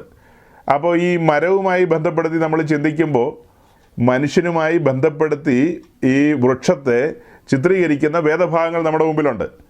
ശരിക്കും ആ കാര്യങ്ങളൊക്കെ പറയാനായിട്ട് ഇപ്പോൾ നമ്മൾ ശ്രമിക്കേണ്ട ആവശ്യമില്ലെന്ന് എനിക്ക് തോന്നുന്നത്. കാരണം ഇവിടെ നമ്മൾ പെട്ടകത്തെക്കുറിച്ചാണ് പറയുന്നത്. അതേസമയം പിന്നീട് നമ്മൾ മുൻപോട്ട് പോകുമ്പോൾ ഈ ചുറ്റുമുള്ള 60 തൂണിനെ കുറിച്ച് പറയുമ്പോൾ അവിടെ മനുഷ്യനുമായി ബന്ധപ്പെട്ട കാര്യങ്ങൾ എക്സ്പ്ലെയിൻ ചെയ്യും. അത് എക്സ്പ്ലെയിൻ ചെയ്യുന്ന കൂട്ടത്തിൽ മനുഷ്യനെ ഈ വൃക്ഷവുമായി ചിത്രീകരിക്കുന്ന കാര്യങ്ങളും അനുബന്ധ വാക്യങ്ങളെല്ലാം അവിടെ പറയാമെന്ന് എനിക്ക് തോന്നുന്നത്. ഞാൻ അതെല്ലാം നോട്ട് ചെയ്ത് വെച്ചിരുന്നു. ഇപ്പോഴത് ചിന്തിക്കുന്നത് ഇപ്പോൾ ഇവിടെ പറയേണ്ട ആവശ്യമില്ല, അത് അവിടെ പറയാമെന്നുള്ളത്. അപ്പോൾ അതിവിശുദ്ധ സ്ഥലത്തിരിക്കുന്ന പെട്ടകത്തിലേക്കാണ് നമ്മുടെ ശ്രദ്ധ. അപ്പോൾ നമ്മളിതിലേക്ക് സൂക്ഷിച്ച് നോക്കുമ്പോൾ നമ്മൾ മനസ്സിലാക്കുന്നൊരു കാര്യം, ഈ പെട്ടകത്തിൽ കാണുന്ന മരം എന്ന് പറയുന്നത് ക്രിസ്തുവിൻ്റെ ഹ്യൂമാനിറ്റിയാണ് കാണിക്കുന്നത്, മനുഷ്യത്വത്തെയാണ് കാണിക്കുന്നത്. അതിൻ്റെ പുറത്ത് പൊന്ന് പൊതിഞ്ഞിരിക്കുന്നു എന്ന് പറയുന്നത് ക്രിസ്തുവിൻ്റെ ഡിവിനിറ്റി, അതായത് അവൻ്റെ ദൈവത്വത്തെയാണ് അത് കാണിക്കുന്നത്. ഒന്ന് ക്രിസ്തുവിൻ്റെ ഹ്യൂമാനിറ്റിയും അടുത്ത് ക്രിസ്തുവിൻ്റെ ദൈവത്വത്തെയും. കൂടാരത്തിൻ്റെ അതിവിശുദ്ധമായ സ്ഥലത്തേക്ക് കടന്നു വരുന്ന മഹാപുരോഹിതൻ പെട്ടകത്തിലേക്ക് നോക്കിക്കഴിഞ്ഞാൽ അദ്ദേഹത്തിന് കാണാൻ കഴിയുന്നത് ഖദിരമരം കൊണ്ടുള്ള പെട്ടകമാണെങ്കിലും ഖദിരമരം അശേഷം കാണുന്നില്ല. പകരം തനി തങ്കം കൊണ്ട് അതിനെ പാനൽ ചെയ്തിരിക്കുകയാണ്, കവർ ചെയ്തിരിക്കുകയാണ്. അതായത് പഴയ നിയമത്തിലെല്ലാം ക്രിസ്തു നിറഞ്ഞു നിൽക്കുകയാണ്.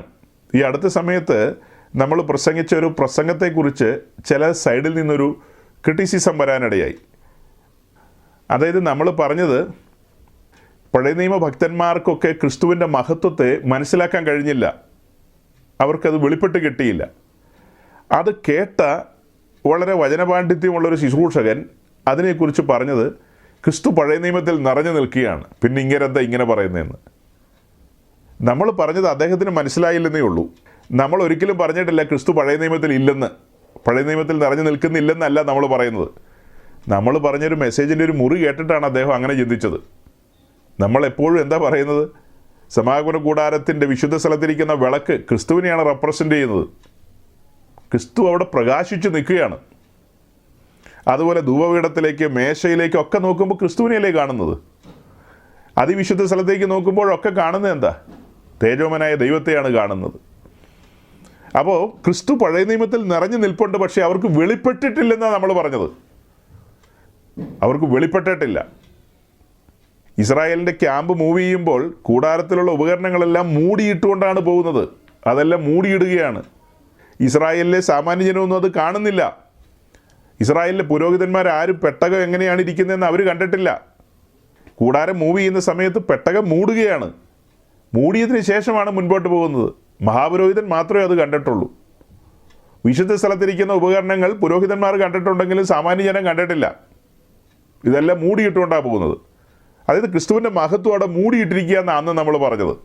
ക്രിസ്തു അവിടെ ഇല്ലെന്നോ ക്രിസ്തുവിൻ്റെ സാന്നിധ്യം ഇല്ലെന്നോ അല്ല. നിശ്ചയമായും ക്രിസ്തുവിൻ്റെ സാന്നിധ്യമുണ്ട്. ക്രിസ്തു നിറഞ്ഞു നിൽക്കുകയാണ്. പുത്രൻ എല്ലാ കാലത്തും നിറഞ്ഞു നിൽക്കുകയല്ലേ.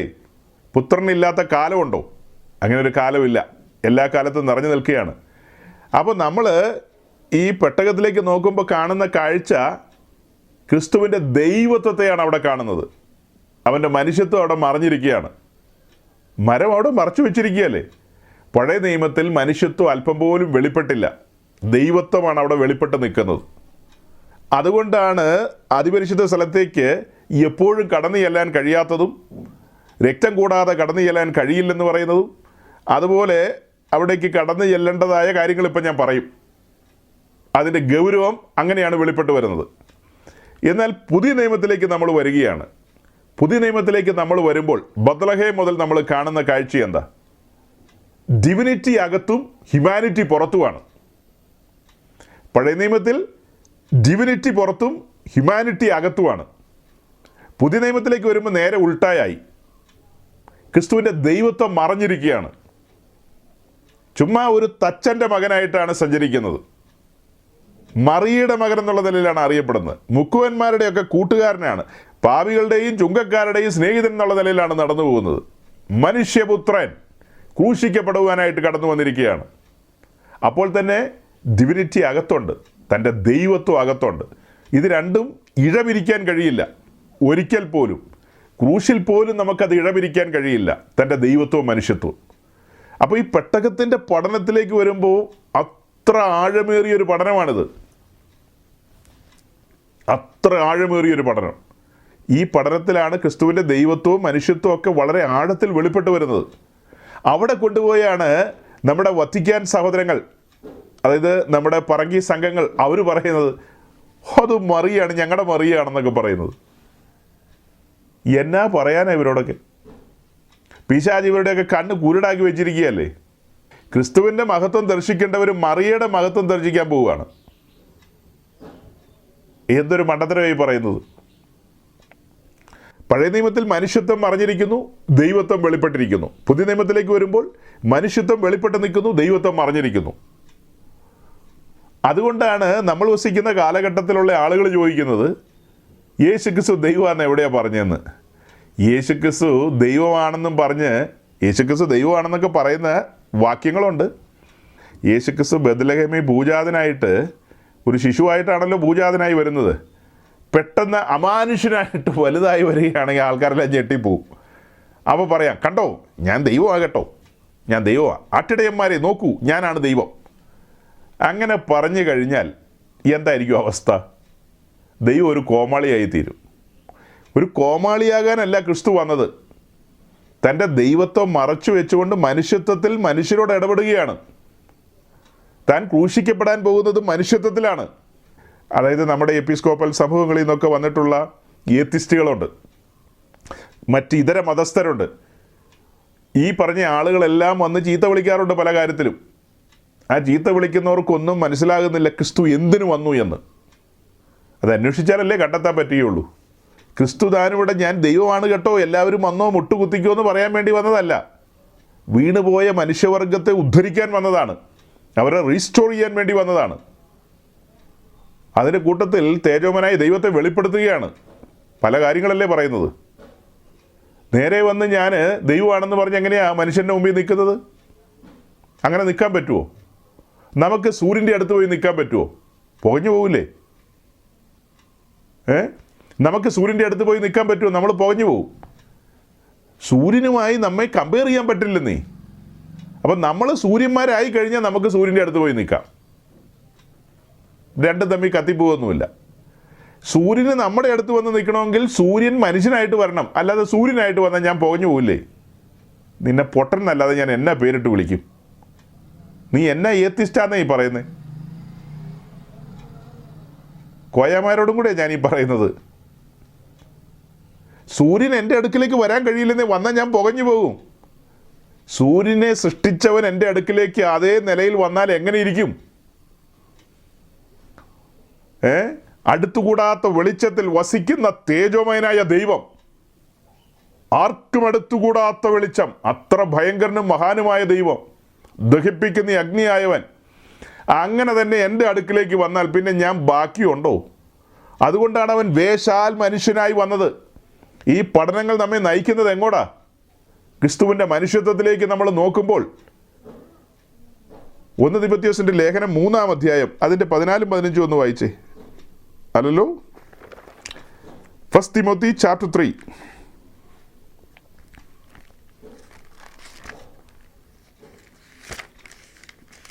ഒന്ന് എടുത്തോട്ടെ, 16-ാം വാക്യം. യെസ്, 1 തിമോഥെയോസ് 3-ാം അധ്യായത്തിൻ്റെ 16-ാം വാക്യം ഒന്ന് വായിച്ചേ.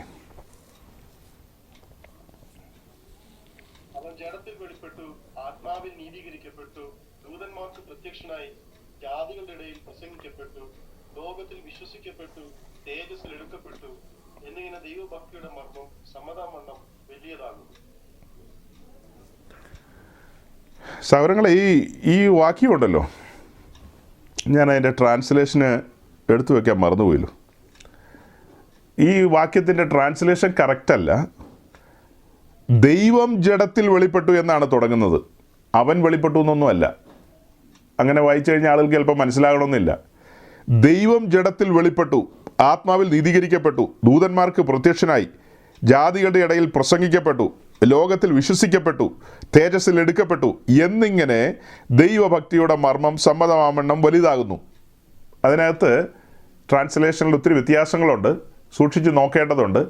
ഞാൻ ആ ട്രാൻസ്ലേഷൻ കഴിയുമെങ്കിൽ ഈ മെസ്സേജിൻ്റെ കൂട്ടത്തിൽ അവിടെ ആഡ് ചെയ്തേക്കാം. അപ്പം ദൈവം ജഡത്തിൽ വെളിപ്പെട്ടു. തുടങ്ങുന്നത് എങ്ങനെയാ? ദൈവം ജഡത്തിൽ വെളിപ്പെട്ടു. നമ്മൾ ഈ പെട്ടകത്തിലേക്ക് നോക്കുമ്പോൾ കാണുന്ന കാഴ്ച എന്താ? കുഞ്ഞുകളിയാണോ ഇത്? ദൈവം ജഡത്തിൽ വെളിപ്പെട്ടു എന്ന് ഇപ്പോൾ വായിച്ചതിൻ്റെ അതിൻ്റെ ആഴമാണ് അവിടെ കാണുന്നത്. ജഡത്തിൽ വെളിപ്പെടുകയാണ്. അപ്പോൾ ഈ വായിക്കുന്ന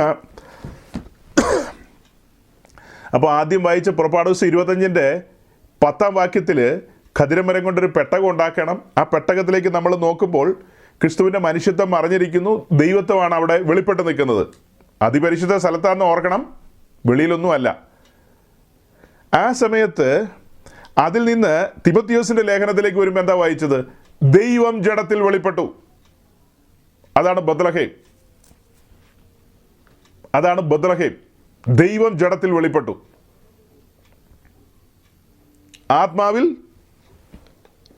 ആത്മാവിൽ നീതീകരിക്കപ്പെട്ടു, ദൂതന്മാർക്ക് പ്രത്യക്ഷനായി, ജാതികളുടെ ഇടയിൽ പ്രസംഗിക്കപ്പെട്ടു, ലോകത്തിൽ വിശ്വസിക്കപ്പെട്ടു എന്നിങ്ങനെയുള്ള കാര്യം.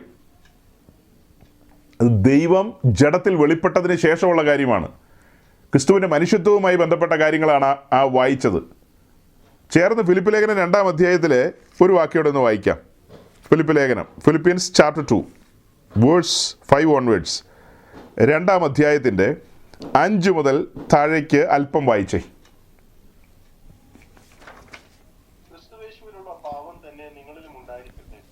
അവൻ ദൈവരൂപത്തിലിരിക്കെ ദൈവത്തോടുള്ള സമത്വം മുറുകെ പിടിച്ചു കൊള്ളണമെന്ന് വിചാരിക്കാതെ ദാസരൂപമെടുത്തു, മനുഷ്യ സാദൃശ്യത്തിലായി തന്നെത്താൻ ഒഴിച്ച് വേഷത്തിൽ മനുഷ്യനായി വിളങ്ങി തന്നെത്താൻ താഴ്ത്തി മരണത്തോളം, ക്രൂശിലെ മരണത്തോളം തന്നെ അനുസരണമുള്ളവനായി തീർന്നു. അതുകൊണ്ട് ദൈവവും അവനെ ഏറ്റവും ഉയർത്തി സകല നാമത്തിനും മേലായ നാമം നൽകി. അങ്ങനെ യേശുവിന്റെ നാമത്തിങ്കൽ സ്വർലോകരുടെയും ഭൂലോകരുടെയും അധോലോകരുടെയും മുഴങ്കാലൊക്കെയും മടങ്ങുകയും എല്ലാ നാവും യേശു ക്രിസ്തു കർത്താവെന്ന് പിതാവായ ദൈവത്തിന്റെ മഹത്വത്തിനായി ഏറ്റുപറയുകയും ചെയ്യേണ്ടി വരും. ഒരു നീണ്ട പാസേജാണ് വായിച്ചത്. വളരെ സീരിയസായ ഒരു വാക്യമാണ് നമ്മൾ കണ്ടത്. ക്രിസ്തുയേശുവിലുള്ള 6-ാം വാക്യം മുതൽ, അവൻ ദൈവരൂപത്തിലിരിക്കെ ദൈവത്തോടുള്ള സമത്വം മുറുകെ പിടിച്ചു കൊള്ളണമെന്ന് വിചാരിക്കാതെ ദാസരൂപമെടുത്ത് മനുഷ്യ സാദൃശ്യത്തിലായി തന്നെത്താൻ ഒഴിച്ച് വേഷത്തിൽ മനുഷ്യനായി വിളങ്ങി തന്നെത്താൻ താഴ്ത്തി ക്രൂശിലെ മരണത്തോളം തന്നെ. നമ്മൾ പുറപ്പാട് ദിവസം 25-ന്റെ 10 വായിച്ചത് ഖദിരമരം കൊണ്ട് പെട്ടകം ഉണ്ടാക്കണം. ആ പെട്ടകം അതിവിശുദ്ധ സ്ഥലത്താണ് ഇരിക്കുന്നത്. അതിൽ മരത്തിൻ്റെ പണി എന്ന് പറയുന്നത് പുറത്ത് കാണാതെ വണ്ണം തനി തങ്കം കൊണ്ട് അതിനെ കവർ ചെയ്തിരിക്കുകയാണ്. അതായത് ക്രിസ്തുവിൻ്റെ മനുഷ്യത്വം, അതായത് ക്രിസ്തുവിൻ്റെ ദൈവത്വത്തെ മാത്രം, അതായത് ക്രിസ്തുവിൻ്റെ ഡിവിനിറ്റി മാത്രമാണ് അവിടെ കാണുന്നത്. ഹ്യൂമാനിറ്റി മറഞ്ഞിരിക്കുകയാണ്. പുതിയ നിയമത്തിലേക്ക് വരുമ്പോൾ അവൻ ജഡത്തിൽ വെളിപ്പെട്ടു. ഹ്യൂമാനിറ്റിയാണ് പുറത്തേക്ക് വന്നിരിക്കുന്നത്, ഡിവിനിറ്റി അകത്ത് മറഞ്ഞിരിക്കുകയാണ്.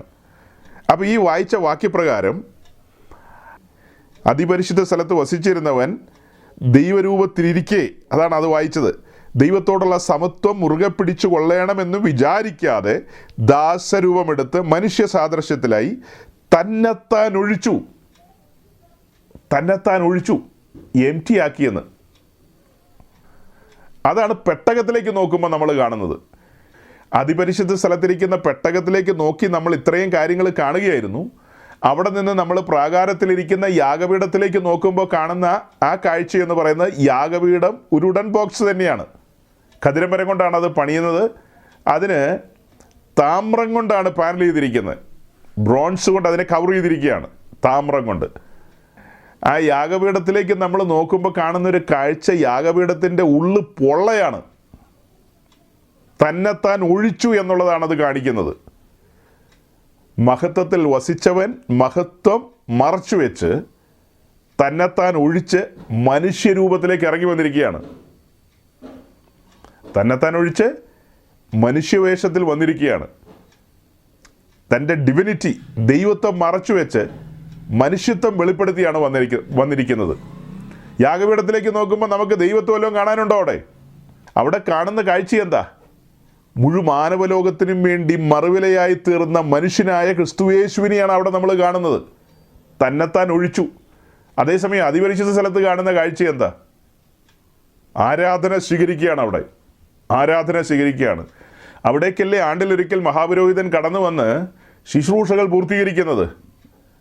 അതിൻ്റെ മുൻപിലുള്ള തിരശ്ശീലയ്ക്ക് ചുവട്ടിലാണ് അഹ്റോൻ്റെ പുത്രന്മാരായ പുരോഹിതന്മാർ ദിവസേന രാവിലെയും സന്ധ്യയ്ക്കും കടന്നു വന്ന് രക്തം തളിച്ചുകൊണ്ട് ധൂപാർപ്പണത്തിലേക്കും അനുബന്ധമായ ശുശ്രൂഷകളിലേക്കൊക്കെ പ്രവേശിക്കുന്നത്. അങ്ങനെ ആ ആരാധന സ്വീകരിച്ചുകൊണ്ടിരുന്നവൻ, മഹത്വത്തിൽ വസിച്ചുകൊണ്ടിരുന്നവൻ, മഹത്വം ഉരിഞ്ഞു വെച്ച് തന്നെത്താൻ ഒഴിച്ച് വേഷാൽ മനുഷ്യനായെന്ന്. എത്രത്തോളം താഴാവോ അത്രത്തോളം താഴുകയാണ്. മനുഷ്യനാകുക എന്ന് പറഞ്ഞാൽ താഴ്ചയുടെ പാരമ്യമാണ്. കാരണം താൻ ഇരുന്നത് എത്ര ഉത്തുംഗത്തിലാണ്. ആ ഉത്തുംഗത്തിൽ നിന്ന്, അത്ര ഹയസ്റ്റ് പൊസിഷനിൽ നിന്നല്ലേ താണിറങ്ങി വന്നത്. അങ്ങനെ ഇറങ്ങി വന്നിട്ടാണ് നമ്മോട് പറയുന്നത്, ഒരുവൻ എന്നെ അനുഗമിക്കാൻ ഇച്ഛിച്ചാൽ അവൻ എൻ്റെ മനോഭാവം ഉണ്ടായിരിക്കണമെന്ന്.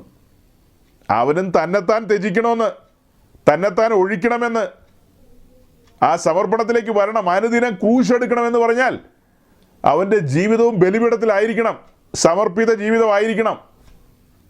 കഥ പറഞ്ഞിട്ട് കാര്യമില്ലെന്ന്, നസ്രാണി എന്നുള്ള പേരും കൊണ്ടൊന്നും കാര്യമില്ല, കാശിൻ്റെ ഗുണമില്ല.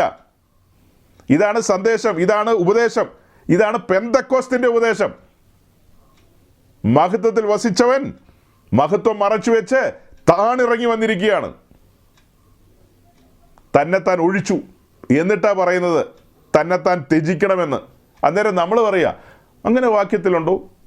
അതൊക്കെ മലയാളി പെന്തിക്കോസിൻ്റെ ടീച്ചിങ് അല്ലേ? തമിഴ് പെന്തിക്കോസിൻ്റെ ടീച്ചിങ് അല്ലേ? കൊങ്ങിണി പെന്തിക്കോസിൻ്റെ ടീച്ചിങ് അല്ലേ എന്നൊക്കെ ചോദിച്ചു വരുന്നത്. എടാ ഉവേ, നീ ദൈവസന്നിധി താണിരിക്കുക, താണിരുന്ന് വചനം ധ്യാനിക്കുക. അപ്പോൾ വെളിപ്പെട്ട് കിട്ടും. വെളിപ്പെട്ട് കിട്ടിയവരായി പറയുന്നത്. ചുമ്മാ കഥ പറയല്ലേ, വെളിപ്പെട്ട് കിട്ടിയിട്ട് തന്നെയാണ് പറയുന്നത്. തൻ്റെ ദൈവത്വം മറച്ചു വെച്ച മനുഷ്യത്വത്തിലാണ് നമ്മുടെ ഇടയിൽ സഞ്ചരിച്ചത്. തനിക്ക് വേണമെങ്കിൽ ഗമണ്ട് കാണിക്കാൻ മേലേ. അങ്ങനെ ഗമണ്ട് കാണിക്കാൻ താൻ മനുഷ്യനല്ലല്ലോ. നമ്മളെയൊക്കെ സംബന്ധിച്ച് ചെറിയ ചെറിയ കാര്യങ്ങളിൽ ഞാൻ ഉൾപ്പെടെയുള്ളവരുടെ കാര്യം ഈ പറയുന്നത് കേട്ടോ. ഞാൻ ഉൾപ്പെടെയുള്ള നമ്മുടെ പ്രിയപ്പെട്ടവരുടെ എല്ലാം ജീവിതം എടുത്ത് പഠിച്ചു കഴിഞ്ഞാൽ ചില കൊച്ചു കൊച്ചു കാര്യത്തിലൊക്കെ നമ്മുടെ ഗമണ്ട് കാണണം. മറച്ചു വെക്കാനായിട്ട് നമുക്ക് കഴിയുന്നില്ല. നമ്മളങ്ങ് വെളിപ്പെടുത്തുകയാണ്. എത്രയോ തവണ അങ്ങനത്തെ തോൽവികളിൽ നമ്മൾ വീണ് പോയിട്ടുണ്ട് അല്ലേ? മറച്ചു വെക്കേണ്ട സമയത്തൊക്കെ നമ്മൾ വെളിപ്പെടുത്താനായിട്ട് പരിശ്രമിക്കാറുണ്ട് പലപ്പോഴും. ഞാൻ ആരെന്നറിയാവോ? ഇവിടെ പറയുകയാണ് അതെല്ലാം മൂടിയിട്ടേക്കാൻ. പെട്ടകം അങ്ങ് മൂടിയേക്കാനാണ് പറയുന്നത്. യാഗപീഠം അങ്ങ് മൂടിയിട്ടേരെ. വെളിപ്പെടുത്തേണ്ട സമയത്ത് എല്ലാം വെളിപ്പെടുത്തും. നമ്മെ സംബന്ധിച്ച് അങ്ങനെയല്ല, നമുക്ക് എല്ലാം വെളിപ്പെടുത്തണം. പണ്ടൊരു പ്രസംഗൻ പറഞ്ഞ പോലെയാ, ഇത്തിരി പോകുന്നൊരു മുട്ടയിട്ടിട്ട് പെരപ്പുറത്ത് കയറി എന്നിട്ട് കൂവാണ്, ലോകക്കാരെ മുഴുവൻ അറിയിക്കുക, ഞാൻ മുട്ടയിട്ടു കേട്ടോ. ആകെ ഇത്രയേ ഉള്ളൂ. ആ മുട്ടയിട്ടിട്ടാണ് കിടന്ന് ബഹളം വയ്ക്കുന്നത്. അത് അവിടെയുള്ള വീട്ടുകാരെ അറിയിച്ചാൽ പോരെ, ലോകക്കാരെ മുഴുവൻ അറിയിക്കണം. പെരപ്പുറത്ത് കയറി ഇരുന്നിട്ടാണ് ബഹളം വയ്ക്കുന്നത്, മുട്ടയിട്ടു എന്ന്. നോക്കണം, ഈ വേദഭാഗത്തിൽ നമ്മൾ കണ്ടെത്തുന്ന കാര്യം, ദൈവരൂപത്തിലിരിക്കെ ദൈവത്തോടുള്ള സമത്വം മുറുകെ പിടിച്ചു കൊള്ളണമെന്ന് വിചാരിക്കാതെ ദാസരൂപം എടുത്ത് മനുഷ്യ സാദൃശ്യത്തിലായി തന്നെത്താൻ ഒഴിച്ച് വേഷത്തിൽ മനുഷ്യനായി വിളങ്ങി തന്നെത്താൻ താഴ്ത്തി. വേഷത്തിൽ മനുഷ്യനായി വിളങ്ങി തന്നെത്താൻ താഴ്ത്തി മരണത്തോളം, ക്രൂശില മരണത്തോളം തന്നെ അനുസരണമുള്ളവനായി തീർന്നു. ക്രിസ്തുവിൻ്റെ അനുസരണത്തെയാണ് നമ്മളിവിടെ കാണിക്കുന്നത്. ക്രിസ്തുവിൻ്റെ അനുസരണത്തെ, പിതാവായ ദൈവത്തിൻ്റെ സന്നിധിയിൽ തൻ്റെ അനുസരണത്തെക്കുറിച്ചാണ് അവിടെ കാണിക്കുന്നത്.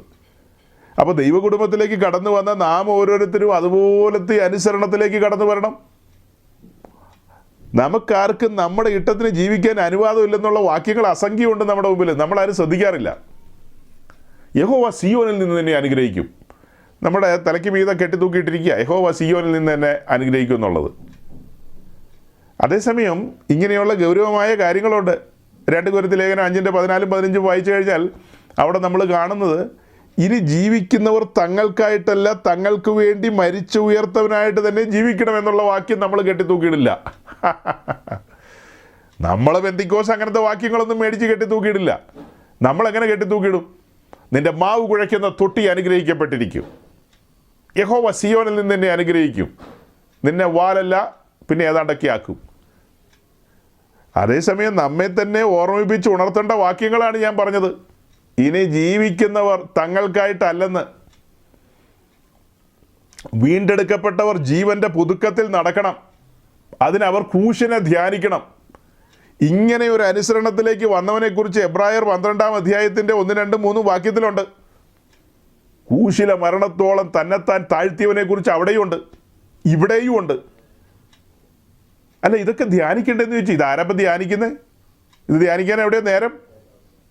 വിടുതലുകളല്ലേ പ്രസംഗ വിഷയം? വിടുതലുകൾ. ഈ കാലഘട്ടത്തിൽ ഇത് ധ്യാനിക്കാനോ ഇത് പ്രസംഗിക്കാനോ ആർക്കും സമയമില്ല. വിടുതലുകളാണ്, വിടുതലുകൾ. അങ്ങനെയുള്ള കാര്യങ്ങളെ പറയുന്ന, നേരമ്പോക്ക് പറയുന്ന, കോമഡി പറയുന്ന ആളുകൾക്കാണ് വേദികൾ ഒരുക്കുന്നത്. ജനത്തിനൊരു രസമാണ് ചിരിച്ച് തലകുത്തി പറഞ്ഞ് വീട്ടിൽ പോവുക എന്നുള്ളത്. വാത്സല്യ സഹോദരങ്ങളെ, നമ്മൾ എന്താ ഇപ്പോൾ കണ്ടത്? പെട്ടകം ഖദിരമരം കൊണ്ട് ഉണ്ടാക്കണം. ക്രിസ്തുവിൻ്റെ മനുഷ്യത്വത്തെയാണത് കാണിക്കുന്നത്, ഖദിരമരം. അതുപോലെ പൊന്ന് പൊതിയണം, അവൻ്റെ ഡിവിനിറ്റിയാണത് കാണിക്കുന്നത്, അല്ലേ? ഈ പഠനത്തിലേക്ക് വരുമ്പോൾ നമ്മൾ നമ്മുടെ കർത്താവിനെ അടുത്തറിയുകയാണ്. നമ്മൾ അവനെ അടുത്തറിയാണ്. അവനെ അടുത്തറിഞ്ഞ ഒരുവനെ സംബന്ധിച്ച് അവൻ ഈ ലോകപ്രകാരമുള്ള എന്തെങ്കിലും വിടുതലിൻ്റെ പുറകെ പോവുമോ? അവൻ ഏതെങ്കിലും കള്ളപ്രവാചകൻ്റെ ഫോൺ നമ്പർ സൂക്ഷിക്കുമോ? ഫോൺ തന്നെ കൊണ്ടുപോയി അടുപ്പിലിടും. ചിറ്റിച്ചേക്കരുത്. അങ്ങനെ ഒരുത്തിൻ്റെ നമ്പർ സൂക്ഷിക്കേണ്ട കാര്യം നമുക്കുണ്ടോ?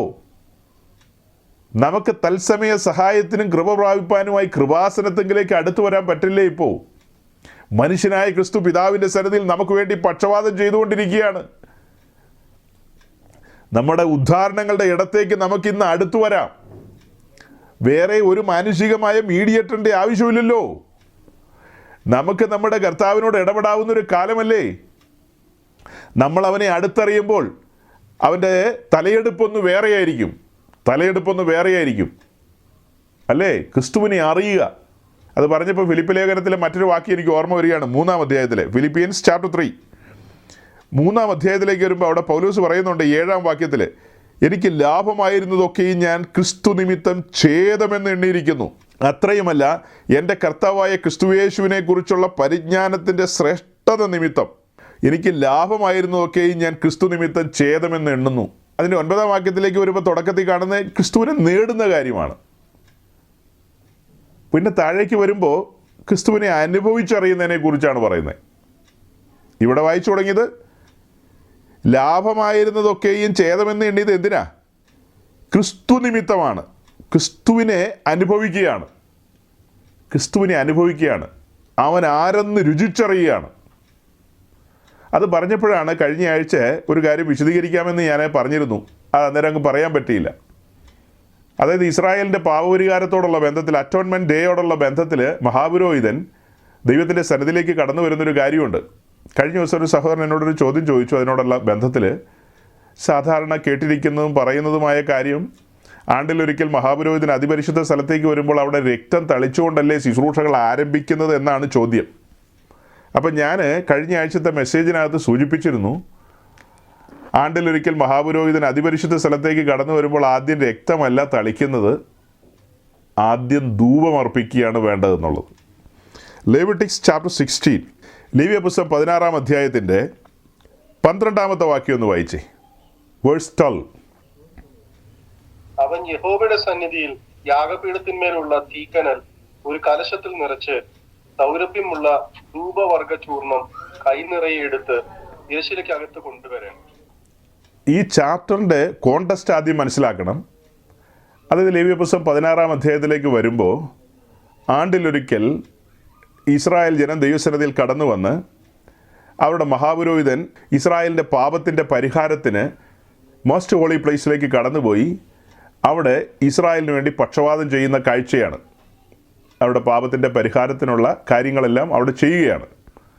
അതിനോടനുബന്ധിച്ച് കാളയെ കൊണ്ടുവരണം, കോലാടിനെ കൊണ്ടുവരണം, അങ്ങനെ പല കാര്യങ്ങളുണ്ട്. അത് ഈ ചാപ്റ്റർ വായിച്ചാൽ നിങ്ങൾക്ക് മനസ്സിലാവും എന്തെല്ലാമാണ് കൊണ്ടുവരേണ്ടതെന്ന്. മഹാപുരോഹിതൻ ആദ്യം തൻ്റെ പാപത്തിൻ്റെ പരിഹാരത്തിന് വേണ്ടി കാളയെ യാഗം അർപ്പിക്കുന്നുണ്ട്. അങ്ങനെ അനുബന്ധമായിട്ട് ഓരോരോ കാര്യങ്ങൾ നമ്മൾ കാണുന്നുണ്ട്. അതെല്ലാം കണ്ടിട്ട് അതിൻ്റെ 7-8 വാക്യങ്ങളിലേക്ക് വരുമ്പോൾ നമ്മൾ കാണുന്നത് 2 കോലാട്ടുകൊറ്റനെ കൊണ്ടുവരുന്ന കാര്യമാണ്. അങ്ങനെ 2 കോലാട്ടുകൊറ്റനെ കൊണ്ടുവന്നിട്ട് അങ്ങനെ കൊണ്ടുവരുന്ന 2 കോലാട്ടുകൊറ്റന്മാരിൽ ഒന്നിനെ അസസേലിന് ചീട്ട് വീണ കോലാടെന്നുള്ള നിലയിലാണ് പരിഗണിക്കുന്നത്. മറ്റേ ആടിനെ അറുത്തിട്ട് അതിൻ്റെ രക്തവുമായിട്ടാണ് മഹാപുരോഹിതൻ അതിപരിശുദ്ധ സ്ഥലത്തേക്ക് പോകുന്നത്. അതേസമയം അസാസേലിന് ചീട്ട് വീണ ആടെന്ന് പറയുന്നതിൻ്റെ തലമേൽ മഹാപുരോഹിതൻ കൈവച്ചുകൊണ്ട് ഇസ്രായേലിൻ്റെ സകല പാപവും ശാപവും അതിൻ്റെ മേലെ ആരോപിച്ചുകൊണ്ട് അതിനെ മരുഭൂമിയിലേക്ക് പറഞ്ഞു വിടുകയാണ്. ഇതൊക്കെ നമുക്കറിയാവുന്ന കാര്യങ്ങളാണ്. ഇതൊന്നും അറിയാത്ത ഒത്തിരി പെന്തക്കോസ്തുകാർ ഭൂപരപ്പിലുണ്ട്. എന്നാൽ സ്വർഗത്തിലെ ദൈവം നമുക്കിതൊക്കെ വെളിപ്പെടുത്തി തന്നതോർത്ത് നന്ദിയുള്ള ഹൃദയത്തോടെ ആയിരിക്കണമെന്നാണ് എനിക്ക് പറയാനുള്ളത്. നന്ദിയുള്ള ഹൃദയത്തോടെ നാം ദൈവസന്നിധിയിലായിരിക്കണം. അപ്പോൾ അങ്ങനെ 2 ആടിനെ കൊണ്ടുവന്ന കാര്യം പറഞ്ഞു. അതൊക്കെ കഴിഞ്ഞിട്ട് മഹാപുരോഹിതൻ ദൈവത്തിൻ്റെ സന്നിധിയിലേക്ക് കടന്നു പോവുകയാണ്. ആ കടന്നു പോകുന്ന പോക്കിനോടുള്ള ബന്ധത്തിലാണ് 12-ാം വാക്യം വായിച്ചത്. അവൻ യഹോവയുടെ സന്നിധിയിൽ യാഗപീഠത്തിന്മേലുള്ള തീക്കനൽ ഒരു കലശത്തിൽ നിറച്ച് സൗരഭ്യമുള്ള ധൂപവർഗ ചൂർണം കൈ നിറയെ എടുത്ത് തിരശ്ശീലൊക്കെ അകത്തേക്ക് കൊണ്ടുവരണം. താൻ മരിക്കാതിരിക്കേണ്ടതിന് ധൂപത്തിൻ്റെ മേഘം സാക്ഷ്യത്തിന്മേലുള്ള കൃപാസനത്തെ മറപ്പാൻ തക്കവണ്ണം അവൻ യഹോവയുടെ സന്നിധിയിൽ ധൂപവർഗം തീയിലിടയണം. 12-13 വാക്യം ചേർത്താണ് നമ്മൾ വായിച്ചത്.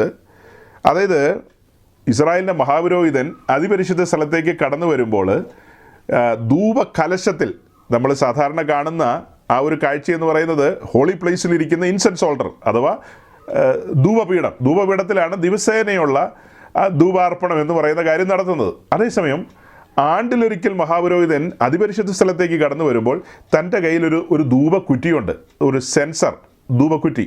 ആ ധൂപക്കുറ്റിയുമായിട്ടാണ് അകത്തേക്ക് കടന്നു വരുന്നത്. അകത്തേക്ക് കടന്നു വന്നിട്ട് യാഗപീഠത്തിൽ നിന്നുള്ള തീക്കനലാണ് ഈ ധൂപക്കുറ്റിക്കകത്തേക്ക് നിറയ്ക്കുന്നത്.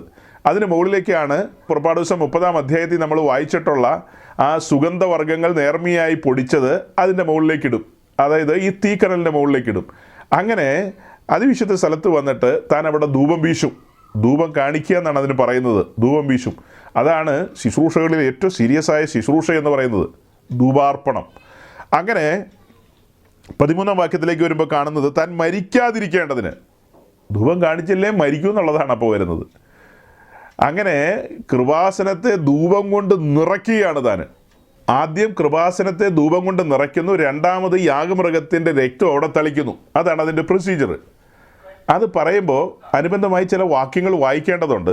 1-2 വാക്യങ്ങൾ, എല്ലാം വായിക്കുന്നില്ല, 1-2 വാക്യങ്ങൾ നമുക്ക് വായിക്കേണ്ടതുണ്ട്. അതായത് ധൂപം നിറയ്ക്കുക എന്നുള്ളത് കൊണ്ട് നമ്മൾ പഠിക്കുന്നത് യേശുക്രിസ്തുവിൻ്റെ ലൈഫാണ് ആ ധൂപം നിറയ്ക്കുക എന്നുള്ളതിലൂടെ വെളിപ്പെടുന്നത്, ക്രിസ്തുവിൻ്റെ ലൈഫ്. രണ്ടാമത് രക്തം തളിക്കുക എന്ന് പറയുന്നത് ക്രിസ്തു മനുഷ്യവർഗത്തിന് വേണ്ടി ചെയ്ത പ്രവൃത്തിയാണത് കാണിക്കുന്നത്. ക്രിസ്തു നമുക്ക് വേണ്ടി ചെയ്ത പ്രവൃത്തിയാണ് രക്തം തളിക്കുക എന്നുള്ളതുകൊണ്ട് നമ്മൾ മനസ്സിലാക്കുന്നത്. ആദ്യം ക്രിസ്തുവിൻ്റെ ലൈഫ്, രണ്ടാമത് പ്രവൃത്തി. ഇത് അതിപരിശുദ്ധ സ്ഥലത്തേക്ക് കടന്നു വരുന്ന കാര്യത്തോടുള്ള ബന്ധത്തിലാണ് പറയുന്നത്. അതേസമയം നമ്മൾ 5 വിധ യാഗങ്ങളെക്കുറിച്ച് പഠിക്കും. 5 വിധ യാഗങ്ങളെക്കുറിച്ച് പഠിക്കുമ്പോൾ അതിൻ്റെ ഓർഡർ എന്ന് പറയുന്നത് എങ്ങനെയാണ്? ആദ്യ ഹോമയാഗം, രണ്ടാമത് ഭോജനയാഗം, അല്ലേ? Burn sacrifice, then cereal offering അഥവാ മീൽ ഓഫറിങ്, അതാണ് രണ്ടാമത് വരുന്നത്. അതായത് ഹോമയാഗം എന്നുള്ളത് ക്രിസ്തുവിൻ്റെ ക്രൂശുമരണവുമായി ബന്ധപ്പെട്ടാണ് നമ്മൾ കാണുന്നത്. രണ്ടാമത് പറയുന്നത് ഭോജനയാഗമാണ്. ഭോജനയാഗം ക്രിസ്തുവിൻ്റെ ലൈഫുമായി ബന്ധപ്പെട്ടുള്ള കാര്യങ്ങളാണ്. യാഗങ്ങളുടെ ഓർഡർ പറയുമ്പോൾ ആദ്യ ഹോമയാഗമാണ്, രണ്ടാമതാണ് ഭോജനയാഗം. അതായത് ക്രിസ്തുവിൻ്റെ ബലിമരണത്തെയാണ് ആദ്യം കാണിക്കുന്നത്, രണ്ടാമതാണ് ജീവിതത്തെ കാണിക്കുന്നത്. ഒരു പാപിയായ മനുഷ്യന് ക്രിസ്തുവിൻ്റെ ജീവിതം പഥ്യമായി തീരില്ല. ആ ജീവിതം അവന് ഉപകാരമായി തീരണമെന്നില്ല, അത് ഗ്രഹിക്കാൻ അവന് കഴിയില്ല. അതേസമയം അത് ഗ്രഹിക്കണമെങ്കിൽ അവൻ ക്രിസ്തുവിൻ്റെ മരണത്തെ അംഗീകരിക്കണം. മരണത്തെ അംഗീകരിക്കുക എന്ന് പറഞ്ഞാൽ ഓട്ടോമാറ്റിക്കലി താൻ പാപിയാണെന്ന് സമ്മതിക്കേണ്ടി വരും. താൻ പാപിയായതുകൊണ്ടാണ് ക്രിസ്തുവിന് പാപപരിഹാരത്തിനുള്ള ബലി എന്ന നിലയിൽ അർപ്പിതനായി തീരേണ്ടി വന്നത് എന്നുള്ളത് അവൻ തിരിച്ചറിയുകയാണ്. അപ്പോൾ ഒരു പാപിയായവൻ ക്രിസ്തുവിൻ്റെ മരണത്തെ അംഗീകരിച്ചു കഴിഞ്ഞാൽ ക്രിസ്തുവിൻ്റെ ജീവിതം അവന് ഭോജ്യമായി തീരും. അത് ആ ആംഗിളിൽ നിന്ന് നോക്കുമ്പോൾ ഉള്ള കാഴ്ചയാണ്. ഇവിടെ നമ്മളിപ്പോൾ അതിപരിശുദ്ധ സ്ഥലത്ത് ആണ്ടിലൊരിക്കൽ മഹാപുരോഹിതൻ കടന്നു വരുന്ന കാര്യമാണ് പറയുന്നത്. അവിടെ പിതാവായ ദൈവത്തിൻ്റെ സന്നിധിയിലേക്കാണ് വരുന്നത്. അവിടെ പുത്രൻ്റെ ലൈഫാണ് വെളിപ്പെടുന്നത്. പുത്രൻ്റെ ലൈഫ് അത് എല്ലായ്പ്പോഴും സൗരഭ്യം പരത്തുന്ന ജീവിതമായിരുന്നു. നമ്മൾ യാഗപീഠത്തെക്കുറിച്ചുള്ള പഠനത്തിൽ അന്ന് എന്താ കണ്ടത്? 30 വർഷക്കാലമുള്ള തൻ്റെ രഹസ്യ ജീവിതം അത് ബലിപീഠത്തിലായിരുന്നു. പിന്നീടുള്ള തൻ്റെ പരസ്യ ജീവിതം എന്ന് പറയുന്നത് ബലിപീഠത്തിലായിരുന്നു. താൻ എപ്പോഴും ക്രൂശിൽ തന്നെയായിരുന്നു. ക്രൂശ് എന്ന് പറഞ്ഞാൽ നമുക്ക് ബലിപീഠമാണ്. ക്രിസ്തു സമർപ്പിതനായിരുന്നു. എല്ലായ്പ്പോഴും സൗരഭ്യം പരത്തി. യോർദാൻ്റെ കരയിൽ നമ്മൾ എന്താ കേട്ടത്? ഇവൻ എൻ്റെ പ്രിയപുത്രൻ. 30 വർഷക്കാലത്തെ ആ ജീവിതം സൗരഭ്യം പരത്തി. ലേവ്യപുസ്തകം 1-ാം അധ്യായത്തിൻ്റെ 9-ഉം 1-ാം അധ്യായത്തിൻ്റെ 13-ാം വാക്യത്തിലുണ്ട്. ഹോമയാഗത്തോടുള്ള ബന്ധത്തിൽ വിശദീകരിച്ചു വരുമ്പോൾ അവിടെ സൗരഭ്യം പരത്തുന്ന കാര്യത്തെക്കുറിച്ച് കാണാം. സമ്പൂർണമായും അല്ലേ, സകലതും ബലിപീഠത്തിൽ അർപ്പിച്ചെന്നാണ് വായിക്കുന്നത്. ഉത്തമഗീതത്തിലേക്ക് വരുമ്പോൾ അത് വെച്ച് നമ്മൾ പറയാറുണ്ട്, അംഗപ്രത്യംഗം ബലിപീഠത്തിലായിരുന്നു. അംഗപ്രത്യംഗം. അതുകൊണ്ടാണ് അവനെ സർവാംഗ സുന്ദരൻ എന്ന് വിളിക്കുന്നത്. തീയിലൂടെ പുറത്തേക്ക് വന്ന സൗന്ദര്യമാണത്. തീയിലൂടെ പുറത്തേക്ക് വന്ന സൗന്ദര്യം. സമർപ്പിതനായിരുന്നു. ആ സമർപ്പിത ജീവിതമാണത് കാണിക്കുന്നത്. ഇപ്പോൾ എന്താ ഞാൻ പറഞ്ഞത്? ക്രിസ്തുവിൻ്റെ ലൈഫ് പിതാവിൻ്റെ സന്നിധിയിൽ എപ്പോഴും സൗരഭ്യം പരത്തിയിരുന്നു. 30 വർഷക്കാലത്തെ ജീവിതവും പിന്നീടുള്ള പരസ്യ ജീവിതവും. അതിൻ്റെ ഒടുവിലും കാണുന്നത് എന്താ? ഇവൻ എൻ്റെ പ്രിയപുത്രൻ, ഇവന് ചെവി കൊടുപ്പിന്നാണ്. സൗരഭ്യം പരത്തിയൊരു ജീവിതം. തീയുടെ അനുഭവങ്ങളിലേക്ക് വന്നപ്പോൾ സൗരഭ്യമാണ് വന്നത്, വേറൊന്നും അല്ല വന്നത്.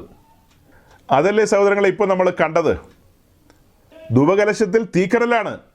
ആ തീക്കനലിലേക്കാണ് സുഗന്ധവർഗ്ഗങ്ങൾ ഇട്ടതേ സൗരഭ്യമാണ് പരന്നത്. ഇട്ടതേ അതിപരിശുദ്ധ സ്ഥലം മുഴുവനും സൗരഭ്യം കൊണ്ട് നിറയുകയാണ്. ധൂപം കൊണ്ട് നിറയുക എന്ന് പറയുമ്പോൾ അവിടെ സൗരഭ്യം കൊണ്ട് നിറയുകയാണ്. പിതാവിൻ്റെ സന്നിധിയിൽ പ്രിയപുത്രൻ്റെ ലൈഫാണ് അവിടെ വെളിപ്പെടുന്നത്. അനുബന്ധമായി ഒത്തിരി വാക്യങ്ങളുണ്ട് വായിക്കാൻ. എല്ലാം വായിക്കാനായിട്ട് സമയമില്ലാത്തതുകൊണ്ട് ഞാൻ അതിലേക്ക് പോകുന്നില്ല. എന്നാൽ 1-2 സൂചന തരാം. യോഹന്നാൻ്റെ സുവിശേഷം 1-ാം അധ്യായം അതിൻ്റെ 29-ാം വാക്യം. പിറ്റന്നാൾ യേശുക്രിസ്തു തൻ്റെ അടുക്കിലേക്ക് വരുന്ന കണ്ട യോഹന്നാൻ സ്നാപകൻ പറയുകയാണ്, ഇതാ ലോകത്തിൻ്റെ പാപം ചുമക്കുന്ന ദൈവത്തിൻ്റെ കുഞ്ഞാട്. 30-ാം വാക്യത്തിൽ. അത് കഴിഞ്ഞ് 36-ാം വാക്യത്തിലേക്ക് വരുമ്പോൾ നമ്മൾ കാണുന്നത്, നടന്നു പോകുന്ന യേശുവിനെ നോക്കിയിട്ട് യോഹന്നാൻ സ്നാപകൻ പറയുകയാണ്, ഇതാ ദൈവത്തിൻ്റെ കുഞ്ഞാട്. മറ്റേ വാക്യത്തിൽ എന്താ കണ്ടത്? ഇതാ ലോകത്തിൻ്റെ പാപത്തെ ചുമക്കുന്ന അല്ലെങ്കിൽ ചുമന്നൊഴിക്കുന്ന ദൈവത്തിൻ്റെ കുഞ്ഞാട്. ഇവിടെ 2 കുഞ്ഞാടിനെ കാണുകയാണ്. ആ 2 കുഞ്ഞാടിനെ നമ്മൾ ലേവ്യപുസ്തകം 16-ാം അധ്യായത്തിലാണ് ദർശിക്കുന്നത്. 2 കോലാട്ടുകൊറ്റനെ കൊണ്ടുവരാൻ പറഞ്ഞല്ലോ. അതിൽ ഒന്നിനെ അറുത്ത് അതിന് രക്തവുമായിട്ടാണ് മോസ്റ്റ് ഹോളി പ്ലേസിലേക്ക് മഹാപുരോഹിതൻ പോകുന്നത്. മറ്റേ ആടിൻ്റെ മേൽ ഇസ്രായേലിൻ്റെ പാപവും ശാപവും ആരോപിക്കുകയാണ്. എന്നിട്ട് അതിനെ മരുഭൂമിയിലേക്ക് പറഞ്ഞു വിടുകയാണ്. ആ 2 കാര്യം ഇവിടെ കാണുന്നത്. അപ്പോൾ അതിൽ ഇതാ ദൈവത്തിൻ്റെ കുഞ്ഞാട്. രണ്ടാമത് പാപം ചുമന്നൊഴിക്കുന്ന കാര്യമാണ് വായിച്ചത്. അപ്പോൾ ദൈവത്തിൻ്റെ കുഞ്ഞാട് എന്ന് പറയുമ്പോൾ ക്രിസ്തുവിൻ്റെ മഹിമയാണ് നമുക്കവിടെ വെളിപ്പെടുന്നത്. ക്രിസ്തുവിൻ്റെ ക്യാരക്ടർ. ക്രിസ്തുവിനെ അറിയണം. അവൻ ആരെന്ന് അറിയണം. അതേക്കുറിച്ചാണ് പൗലോസ് പറയുന്നത്, എനിക്കവനെ അറിയണം, എനിക്കവനെ നേടണം. ക്രിസ്തുവിനെക്കുറിച്ചുള്ള പരിജ്ഞാനത്തിൻ്റെ ശ്രേഷ്ഠത നിമിത്തം താൻ എല്ലാം ചവറെന്നെണ്ണുകയാണ്. അങ്ങനെയൊക്കെയുള്ള പെന്തിക്കോസുകാരെ കണ്ടെത്തുക എന്ന് പറയുന്നത് അപൂർവം നമുക്ക് കണ്ടു കിട്ടുകയുള്ളൂ. അപ്പോൾ ഇവിടെ ഇരിക്കുന്ന ആളുകളിൽ അങ്ങനെയുള്ളവരില്ലെന്ന് ചോദിച്ചാൽ, ഇവിടെ ഇരിക്കുന്ന ആളുകളിൽ അങ്ങനെയുള്ളവരൊക്കെ ഉണ്ടോ എന്ന് ചോദിച്ചു കഴിഞ്ഞാൽ, ഞാൻ അങ്ങനത്തെ വ്യാജമൊന്നും പറയാൻ ആളല്ല. ഞാൻ വ്യാജം പറയുന്ന ഉപദേശിയല്ല. അതുകൊണ്ട് ഞാൻ വീൺ വാക്കുകൾ അങ്ങനെ പറയാറില്ല. യാഥാർത്ഥ്യമല്ലേ. നിങ്ങൾ ഓരോരുത്തരും അങ്ങ് ചിന്തിച്ചോ. ക്രിസ്തുവിനെക്കുറിച്ചുള്ള പരിജ്ഞാനത്തിൻ്റെ ശ്രേഷ്ഠത നിമിത്തം നിങ്ങൾ ഓരോരുത്തരും എന്നതാ ചെയ്തതെന്ന് എണ്ണിയിരിക്കുന്നത്? നിങ്ങൾക്ക് എന്ത് നട്ടം വന്നിട്ടുണ്ട്? 1-ാം നൂറ്റാണ്ടിലെ വിശുദ്ധന്മാരെ സംബന്ധിച്ച് പറഞ്ഞു കഴിഞ്ഞാൽ അവർ സമ്പത്തുകളുടെ അപഹാരം സന്തോഷത്തോടെ സഹിച്ചവരാണ്, തടവ് സഹിച്ചവരാണ്, ചമ്മട്ടി, ഈർച്ചവാള് എന്ന് വേണ്ട അങ്ങനെ പലതും സഹിച്ചവരാണ്, നിന്ന അപമാനം സഹിച്ചവരാണ്. ഇവിടെ ഇരിക്കുന്ന എത്ര പേര് ക്രിസ്തു നിമിത്തം നിന്ദിക്കപ്പെട്ടിട്ടുണ്ട്? ഇവിടെ ഇരിക്കുന്ന എത്ര പേര് പാളയത്തിന് പുറത്ത് ജീവിക്കുന്നവരുണ്ട്? ക്രിസ്തുവിൻ്റെ നിന്ന വഹിക്കുന്ന എത്ര പേരുണ്ട്? നിങ്ങളെല്ലാം യോഗ്യന്മാരായ പെന്തിക്കോസുകാർ. നാട്ടുകാരെല്ലാം നിങ്ങളെ കാണുമ്പോൾ സല്യൂട്ട് അടിക്കുക. കൊള്ളാം, തിരക്കേടില്ല, പരിജ്ഞാനമുള്ള നല്ല മിടുക്കന്മാർ, യോഗ്യന്മാർ. അതേസമയം എനിക്ക് ഒത്തിരി സമയത്ത് നിന്ന് ഏൽക്കേണ്ടി വന്നിട്ടുണ്ട്. കാരണം എന്താണെന്നറിയാവോ? നാക്കിൻ്റെ കുഴപ്പം കൊണ്ടൊന്നുമല്ല, സത്യം വിളിച്ചു പറയാറുള്ളത് കൊണ്ടാണ്. നിങ്ങളാരും സത്യം പറയാത്തവരാന്നല്ല അർത്ഥം കേട്ടോ. ഞാനൊരു ശുശ്രൂഷകൻ എന്നുള്ള നിലയിൽ മുന്നിൽ നിൽക്കുന്നത് കൊണ്ട് സത്യം സംസാരിക്കേണ്ടതുള്ളത് കൊണ്ട് സത്യം മാത്രം സംസാരിക്കുന്നു. അതുകൊണ്ട് മറ്റുള്ളവർ അധികം ശ്രദ്ധിക്കുന്നു.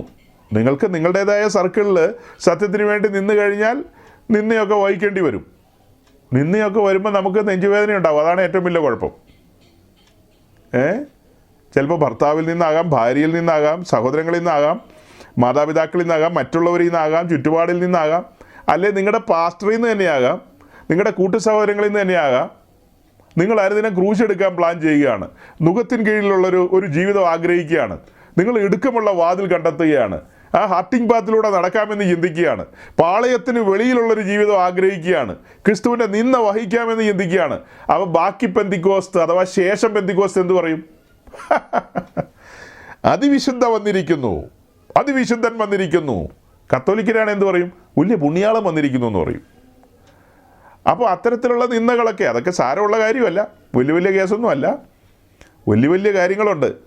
പൗലോസിൻ്റെ ജീവിതത്തിൽ വലിയ വലിയ കാര്യങ്ങളാണ് സംഭവിച്ചത്. ക്രിസ്തു നിമിത്തം പലതും ഛേദമെന്നെണ്ണി, പലതും ചവറെന്നെണ്ണി, ഇന്നലകളിൽ വിലപിടിപ്പുണ്ടായിരുന്നു എന്ന് വിചാരിക്കുന്ന പലതിനെയും തൃണവൽഗണിച്ചുകൊണ്ട്, തള്ളിക്കളഞ്ഞുകൊണ്ട്, ക്രിസ്തുവിനെക്കുറിച്ചുള്ള പരിജ്ഞാനത്തിൻ്റെ ശ്രേഷ്ഠത നിമിത്തം ആ ആളത്വ ബന്ധം അത് ഊഷ്മളമാക്കാൻ വേണ്ടി താൻ അതിനാണ് പ്രാധാന്യം കൊടുത്തത്. ഇപ്പം നമ്മൾ എന്താ കണ്ടത്? മഹാപുരോഹിതൻ അവിടെ ധൂപം കൊണ്ട് നിറയ്ക്കുന്നു. അനുബന്ധമായി പിന്നത്തേതിൽ രക്തം തളിക്കുന്നു. പിതാവിൻ്റെ സന്നിധിയിൽ പുത്രൻ്റെ മഹത്വമാണ് വെളിപ്പെടുന്നത്. അടുത്തപടി പുത്രൻ്റെ പ്രവൃത്തിയാണ് വെളിപ്പെടുന്നത്, അല്ലേ? ആദ്യപടി പുത്രൻ്റെ ലൈഫാണ് അവിടെ വെളിപ്പെട്ട് വരുന്നത്. പിന്നീട് താൻ ചെയ്ത പ്രവൃത്തിക്കാണ് അടുത്ത പ്രാധാന്യം വരുന്നത്. അപ്പോൾ അതല്ല അതിൻ്റെ ഓർഡറിൽ, അതിൻ്റെ ക്രമത്തിൽ അങ്ങനെയാണ്. ഓക്കെ, അതിനോടൊക്കെയുള്ള ബന്ധത്തിലുള്ള മറ്റു വാക്യങ്ങളും കാര്യങ്ങളും ഒക്കെ ദൈവം അനുവദിച്ച് നമുക്ക് പിന്നീട് ചിന്തിക്കാം. അപ്പം ഞാൻ എൻ്റെ വാക്കുകൾ ഇവിടെ പതിയെ ചുരുക്കുകയാണ്. നമ്മൾ ദീർഘസമയമായി ചിന്തിച്ചു വന്നുകൊണ്ടിരുന്നത് പുറപ്പാട് ദിവസം 25-ാം അധ്യായത്തിൻ്റെ 10-ാം വാക്യം മുതൽ താഴേക്ക് ഇങ്ങനെ ചിന്തിക്കുകയായിരുന്നു. തുടങ്ങി വെക്കുകയാണ് നമ്മൾ. പെട്ടകം ഖദിരമരം കൊണ്ടാണ് ഉണ്ടാക്കേണ്ടത്. അതിപരിശുദ്ധ സ്ഥലത്തിരിക്കുന്ന പെട്ടകം ക്രിസ്തുവിനെ റെപ്രസെൻ്റ് ചെയ്യുന്നു. അതേസമയം കൂടാരത്തിൻ്റെ ചുറ്റുമുള്ള തൂണുകൾ, അതിനകത്തെ പലകകളൊക്കെ നമ്മെ റെപ്രസെൻ്റ് ചെയ്യുന്നു, അഥവാ കർത്താവിൻ്റെ സഭയെ കാണിക്കുന്നു. ഇത് രണ്ടും തമ്മിലുള്ള അന്തരങ്ങൾ നമ്മൾ പറഞ്ഞു. അതുപോലെ നമ്മൾ പെട്ടകത്തിലേക്ക് നോക്കിയപ്പോൾ ക്രിസ്തുവിൻ്റെ മനുഷ്യത്വം അവിടെ മറിഞ്ഞിരിക്കുകയാണ്. പഴയ നിയമത്തിൽ മനുഷ്യത്വം മറിഞ്ഞിരിക്കുന്നു, ദൈവത്വമാണ് വെളിപ്പെട്ട് വന്നിരിക്കുന്നത്. അതേസമയം പുതിയ നിയമത്തിലേക്ക് വന്നു കഴിഞ്ഞപ്പോൾ ബദലഹേമിൽ തൻ്റെ മനുഷ്യത്വമാണ് വെളിപ്പെട്ടിരിക്കുന്നത്, ദൈവത്വം മറിഞ്ഞിരിക്കുകയാണ്. മറിയയുടെ ഉദരത്തിൽ ആരാ വന്നിരിക്കുന്നത്? ഒരു മനുഷ്യക്കുഞ്ഞ. പക്ഷേ അതിനകത്തെന്തുണ്ട്? ദൈവത്വമുണ്ട്. തൻ്റെ ഡിവിനിറ്റി അവിടെ മറച്ചു വെച്ചിരിക്കുകയാണ്. അതൊരു മർമ്മമാണ്. ആ മർമ്മം വെളിപ്പെട്ട് കിട്ടിയവരാണ് എന്നെ കേട്ടിരിക്കുന്നവർ. ഈ ലോകത്തിനത് വെളിപ്പെട്ടിട്ടില്ലെന്നേ. അവർ ചോദിക്കുന്നത് എന്ത് ദിവ്യ ഗർഭമാണെന്നൊക്കെയാണ് ചോദിക്കുന്നത്. വേറെ പണിയൊന്നുമില്ലെന്നാണ് ചോദിക്കുന്നത്. പ്രാന്തും പറഞ്ഞുകൊണ്ട് വന്നിരിക്കുകയാണെന്ന് ചോദിക്കുന്നത്. ഇങ്ങനെയാണോ മനുഷ്യനുണ്ടാകുന്നതെന്നാണ് ചോദിക്കുന്നത്. വിശുദ്ധ പ്രവാചകന്മാരാൽ മുൻകാലത്ത് എഴുതി വെച്ചിരിക്കുന്ന കാര്യങ്ങളുടെ നിവൃത്തീകരണമാണത്. ദൈവത്തിന് അസാധ്യമായ ഒരു കാര്യവുമില്ല. അതിൻ്റെ വിശദീകരണങ്ങൾ, വിശദാംശങ്ങളുണ്ട്. അപ്പോൾ ഇന്നത്തെ ഈ ധ്യാനത്തിലൂടെ നമ്മൾ ക്രിസ്തുവിൻ്റെ മഹത്വത്തെയാണ് അടുത്ത് നിന്ന് കണ്ടത്. ആ മഹത്വത്തിൽ വസിച്ചവൻ, ആരാധന സ്വീകരിച്ചിരുന്നവൻ, അവൻ വേഷാൽ മനുഷ്യനായി തന്നെത്താൻ ഒഴിച്ച് താണിറങ്ങി വന്നിരിക്കുകയാണ്. ഈ പഠനങ്ങൾ, ഈ ചിന്തകൾ, ഈ ധ്യാനങ്ങൾ എന്നൊക്കെ പറയുന്നത് വളരെ ഔന്നിത്യമുള്ള വിഷയങ്ങളാണ്. ഞാൻ എൻ്റെ ദൈവത്തെ അടുത്തറിയുകയാണ്. ഞാൻ എൻ്റെ ദൈവത്തിൻ്റെ സാന്നിധ്യമാണ് അനുഭവിക്കുന്നത്. ഞാൻ ആ അതിപരിശുദ്ധ സ്ഥലത്തിൻ്റെ അനുഭവത്തിലേക്ക് എത്തപ്പെടുകയാണ്. ആ തലയെടുപ്പോടുകൂടി നമുക്ക് പിരിയാം. ഇങ്ങനെയുള്ളൊരു അനുഭവത്തിലേക്ക് വന്നൊരു വ്യക്തി, നിങ്ങളൊന്ന് ചിന്തിച്ചു നോക്കിയേ. ഈ വെളിപ്പാടിലേക്ക്, ഈ ആഴത്തിലേക്ക് വന്നൊരു വ്യക്തി കർത്താവിനോട് എന്ത് ചോദിക്കുമെന്നാണ് നിങ്ങൾ പറയുന്നത്? ഇവിടുത്തെ ശേഷം പെന്തിക്കോസുകാർ പ്രാർത്ഥിക്കുന്ന ഒരു പ്രാർത്ഥന, അവിടെ നിന്നുകൊണ്ട് ഒരു ദൈവ പൈതലിന്, ഒരു ഭക്തന് അങ്ങനെ ഒരു പ്രാർത്ഥന പ്രാർത്ഥിക്കാൻ പറ്റുമോ? എങ്ങനെയുള്ളതാ? ചപ്പനും ചവറിനും ഒക്കെയുള്ള പ്രാർത്ഥനയെ. ആ മഹത്വത്തിലേക്ക് വരികയാണ് നമ്മൾ. ആ മഹത്വത്തിലേക്ക് നമ്മൾ ആ മഹത്വത്തിൻ്റെ ഭാഗമായി തീരേണ്ടവരാണ്. പറ്റിച്ചേർന്ന് ഒന്നായി തീരേണ്ടതാണ്. അങ്ങനെ ഒരു ഉന്നതമായ അനുഭവത്തിലേക്കാണ് വിളിക്കപ്പെട്ടിരിക്കുന്നത്. ഇപ്പോൾ യാഗപീഠം വഴിയുള്ള വീണ്ടെടുപ്പ് കഴിഞ്ഞു. ഇനി നമ്മുടെ മുമ്പിലുള്ള ലക്ഷ്യം എന്ന് പറയുന്നത് വിശുദ്ധ പർവ്വതത്തിലേക്കുള്ള യാത്രയാണ്. അതിപരിശുദ്ധ സ്ഥലത്തിൻ്റെ അനുഭവത്തിലേക്ക് പറ്റിച്ചേർന്ന് ഒന്നായി തീരണം, അല്ലേ? അതിൻ്റെ ആഴങ്ങളിലേക്ക്. അപ്പോൾ ഈ സഞ്ചാരത്തിൽ വെളിപ്പാടിൽ സഞ്ചരിക്കണം. നമ്മുടെ ക്രിസ്തീയ യാത്രയിൽ വെളിപ്പാടിൽ നമ്മൾ മുൻപോട്ട് പോകേണ്ടതുണ്ട്. വെളിപ്പാടുകളാണ് നമ്മെ ചലിപ്പിക്കേണ്ടത്. ക്രിസ്തുവിനെ കുറിച്ചുള്ള വെളിപ്പാട്, ലോകത്തിലുള്ള എന്തെങ്കിലും നേരം പോക്കല്ല, ക്രിസ്തുവിനെ കുറിച്ചുള്ള വെളിപ്പാടാണ് നമ്മെ മുൻപോട്ട് നയിക്കേണ്ടത്. അവിടെയാണ് നമ്മൾ ദൈവഭക്തിയിലും ദൈവഭയത്തിലും മുൻപോട്ട് പോകുന്നത്. ദൈവഭയത്തിൽ മുൻപോട്ട് പോകുന്നത്. ആ സാന്നിധ്യത്തിലേക്ക് നമ്മൾ കടന്നു വരിക എന്ന് പറഞ്ഞു കഴിഞ്ഞാൽ അതൊന്ന് വേറെ തന്നെയാണ്. അവിടെയാണ് പൗലോസ് പറയുന്നത്, എനിക്ക് അവനെ നേടണം, അവൻ്റെ കഷ്ടാനുഭവങ്ങൾക്ക് പങ്കാളിത്തം വഹിക്കണം, അവൻ്റെ മരണത്തോട് അനുരൂപപ്പെടണം, എനിക്കവനെ അറിയണം. ദമസ്കോസിൽ നിന്ന് റോമൻ കാരാഗ്രഹത്തിലേക്ക് ഏകദേശം 30 വർഷക്കാലമുണ്ട്. ആ 30 വർഷക്കാലം അവനോടുകൂടെ നടന്നിട്ട് ഇപ്പോൾ പൗലോസ് പറയാണ്, എനിക്കവനെ ഇനിയും അറിയണം, പിടിക്കാമോ എന്ന് വെച്ച് പിമ്പിലുള്ളത് മറന്നുകൊണ്ട് മുൻപിലുള്ള പരമവിളിയുടെ ലാക്കിലേക്ക് താൻ ഓടുകയാണ്. എന്നിട്ട് ഒടുക്കം പറയാണ്, ഞാൻ ഓട്ടം പൂർത്തിയാക്കിയെന്ന്. ഇതാണ് ക്രിസ്ത്യാനിറ്റി എന്ന് പറയുന്നത്. ഇതാണ് ബോധ്യങ്ങൾ എന്ന് പറയുന്നത്. ഇതാണ് ഉറപ്പും ധൈര്യവും എന്ന് പറയുന്നത്. ഏതൊരു ഭക്തനും ഈ ഒരു നിലയിൽ തന്നെ ആയിരിക്കണം അവൻ്റെ മനോഭാവവും അവൻ്റെ ജീവിതവും അവൻ്റെ ഓട്ടവും. അവൻ മരണത്തെ വെല്ലുവിളിക്കുന്നവനായിരിക്കണം. സാത്താന്യ ലോകത്തെ കൽക്കീഴിലിടണം.